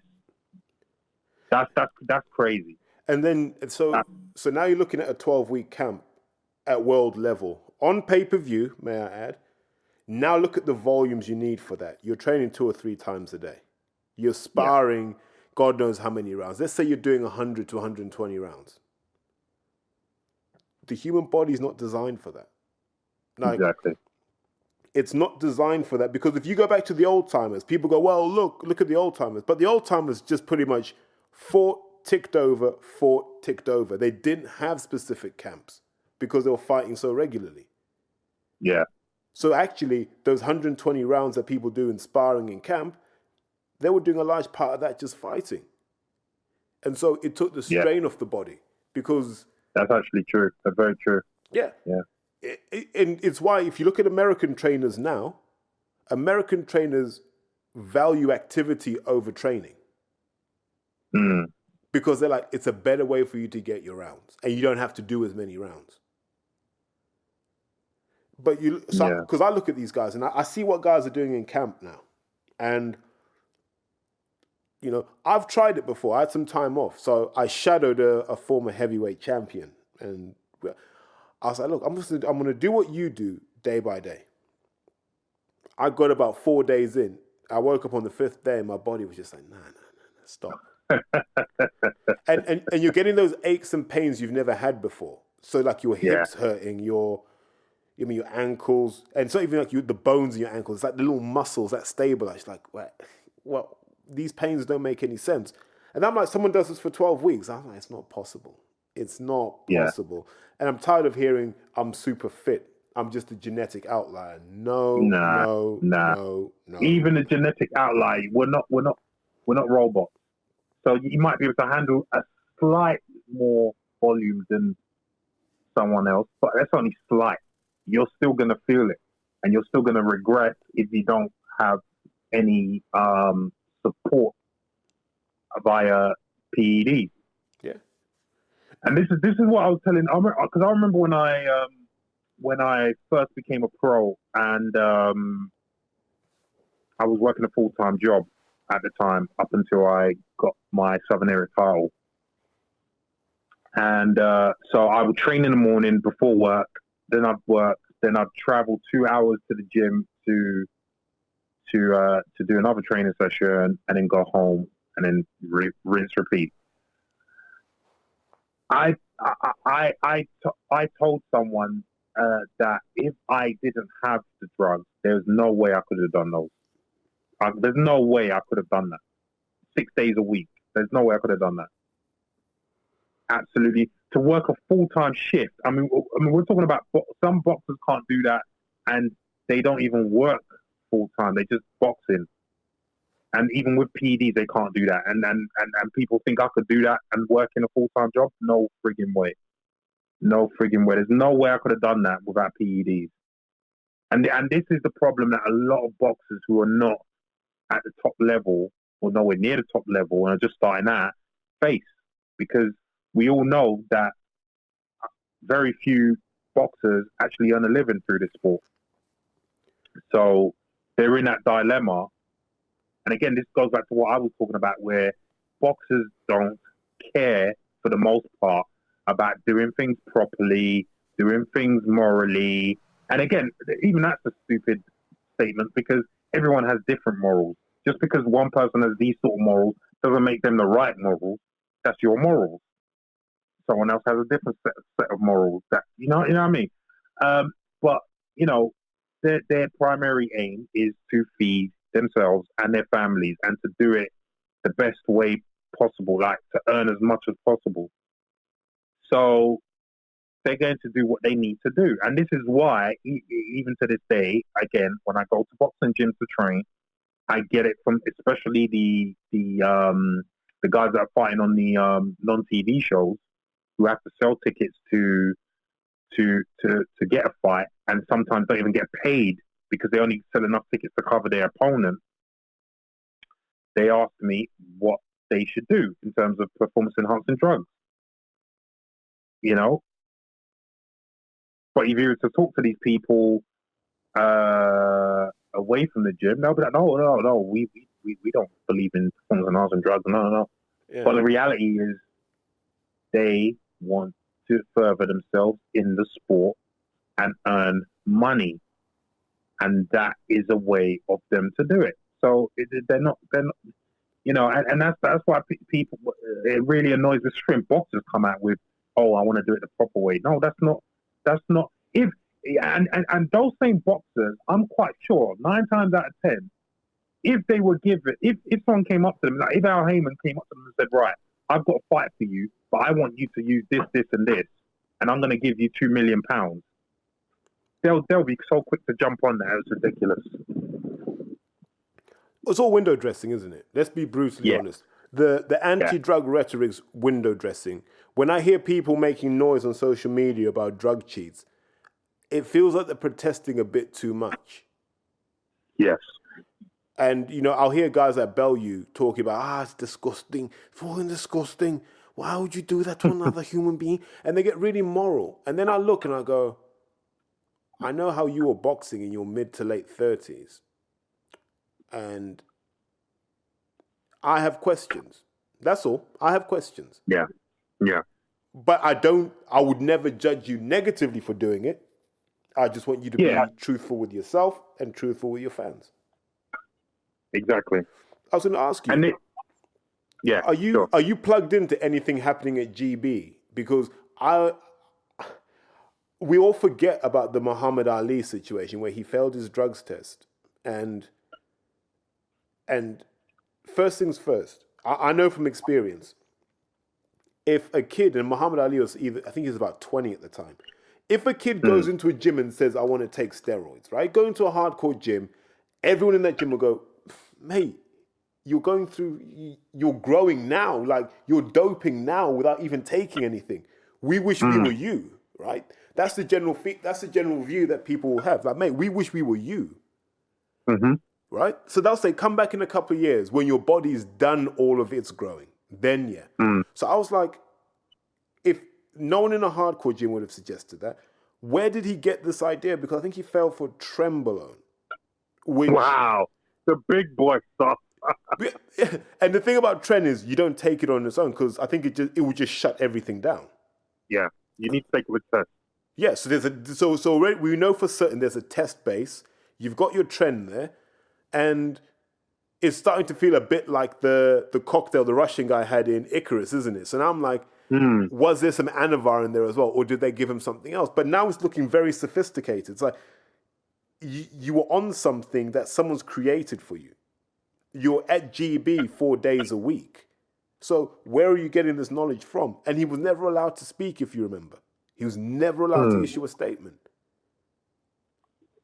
And then the thing is, what GB should have done at that point, which they didn't do, you'd have just tested everyone and gone, we want to make sure that the problem's not here. So we're going to test everyone, and we're going to go to the public and say, look, our athletes are clean. They did. They just shut up shop. And it's almost as if it was like, well, this guy nearly ruined it for us.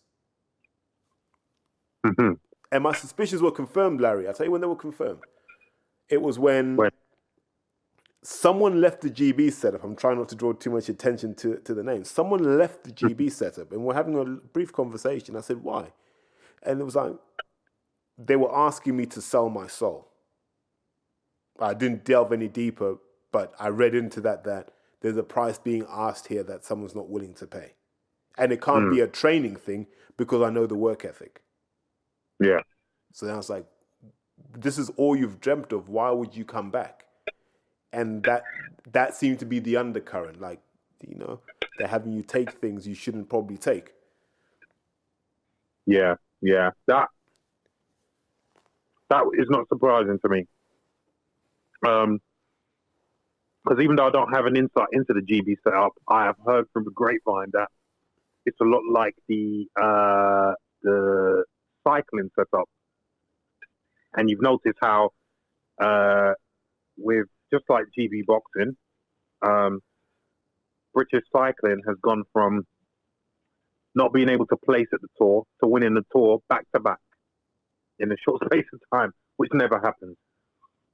Yeah, and we've gone from literally being rubbish at international amateur boxing to suddenly being a powerhouse. Because we had Audley, then we had Amir Khan, and they're one-offs. Yeah. I still believe if Audley boxes an amateur now, he'd probably medal at the Olympics because he was just designed for that.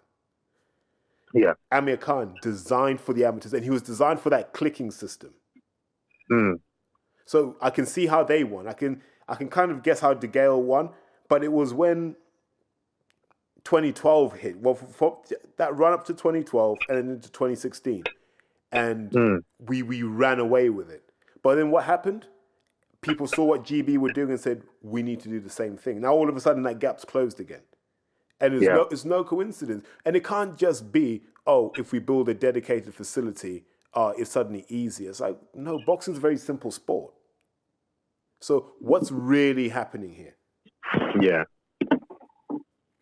Exactly. It's a tried and tested method that, like you said, is started with the Soviets. It gone down to the East Germans. The Americans did it and still doing it. Brits are now catching up and now doing it, and now the other countries, China is also doing it. So yeah, it's all, they're all at it. But you know what's really interesting about China is 80% of people from that region have the gene, and I always forget what it's called. It's like a UG871 something. Basically, they don't hold the metabolites from PEDs. No. They don't fail tests. Right. That's interesting, and that comes from that.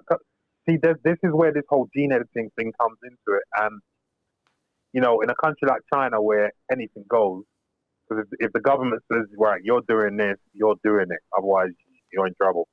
And we're not even talking about jail. You're going to get killed. You know, take this or you're getting shot and your whole family's getting shot. You're taking it. You know what I mean? Yeah. So, and you don't pop for it. That's absolutely insane. So they're confident 80% of Korean people will never fail a doping test because there are the metabolites don't stay around. Because, you know, the normal test is they don't necessarily find the substance, but they'll find the metabolites. So they'll find the signifiers. Yeah. If they're not in your system, you don't fail the test. Yeah. Well, the thing is, right? Based on the knowledge that I have, especially from my degree, a lot of the techniques that you see employed in sports, they've already been because they have to come from somewhere, right? They already before they come into sports, they've already been tried and tested in the military. So a lot of the stuff and techniques that are being used now, they've already and a good example of that is Psalms. So I think you're aware of all the Psalms that's going on at the moment. You know, Rad 140. Exactly, because they were being tried in the military first, and then they came on the scene. I think in Beijing, and everyone took them because they couldn't test for them at the time. So it's amazing how you see the transition from military into sport and then into the general public, because now the general public are all about farm. Yeah, because they assume they're risk-free, but we still don't know. Exactly. They're still too new. I mean, they're doing clinical tests on them, but you know, I mean, if you compare them to anabolic steroids, which have been around since 1950 and have thousands upon thousands of tests on them, they're not. The safety profile just isn't there with some. So, but people will take them anyway. Yeah, people will take anything for an edge now. It's absolutely crazy. But look, I'm just conscious that we've done 3 hours, so I'm sure we could do 3 more easily. But I always like I said at the beginning, I wanted to do an episode where you can always refer back to it. Yeah, and I think we've done that. I think we've done drugs in boxing better than anyone in this country's done it. Yeah, and I know you on that. I know you on the barbershop thing, and the sense I got from that was they were asking fan type questions. Yeah, not really looking for the layers, because there are many layers to this. It's not as simple as you're doping, therefore you're cheating. There's a complex journey you have to go through till you get there. Like for a lot of people, it's never as easy as, I just took them and I loved it. I agonized for a while, but I knew that if I didn't take them, I wouldn't get to where I wanted to get to. And a lot of people feel bad for doing it. So if you look at female bodybuilders, I find it interesting how short their careers actually are. Because, like, if you look at the physiques now that are on stage, like, you know that's not 5 milligrams of Anavar. That's everything. That's the kitchen sink. Oh, yeah. And there's only so long you can physically do that before you start to fall apart. So even though you're on stage looking really good, your organs are probably on the brink of failure. And so they all pull back, they come off the gear, and all that weight just goes, and then you have the emotional crash that comes with coming off the gear. Which will be more pronounced in women. Yeah. And then now you're hoping your reproductive system is just about capable of having a child. If not, that adds to the burden. And it's why I say, look, doping amongst guys, I can kind of go, whatever, man. Boys will be boys. Do what you want to do. For women, I'm not going to say don't do it, but if you don't have a full medical and scientific setup behind you, you're probably going to do irreparable damage. Yeah. I mean, if you're talking about the anabolic steroids, 100%.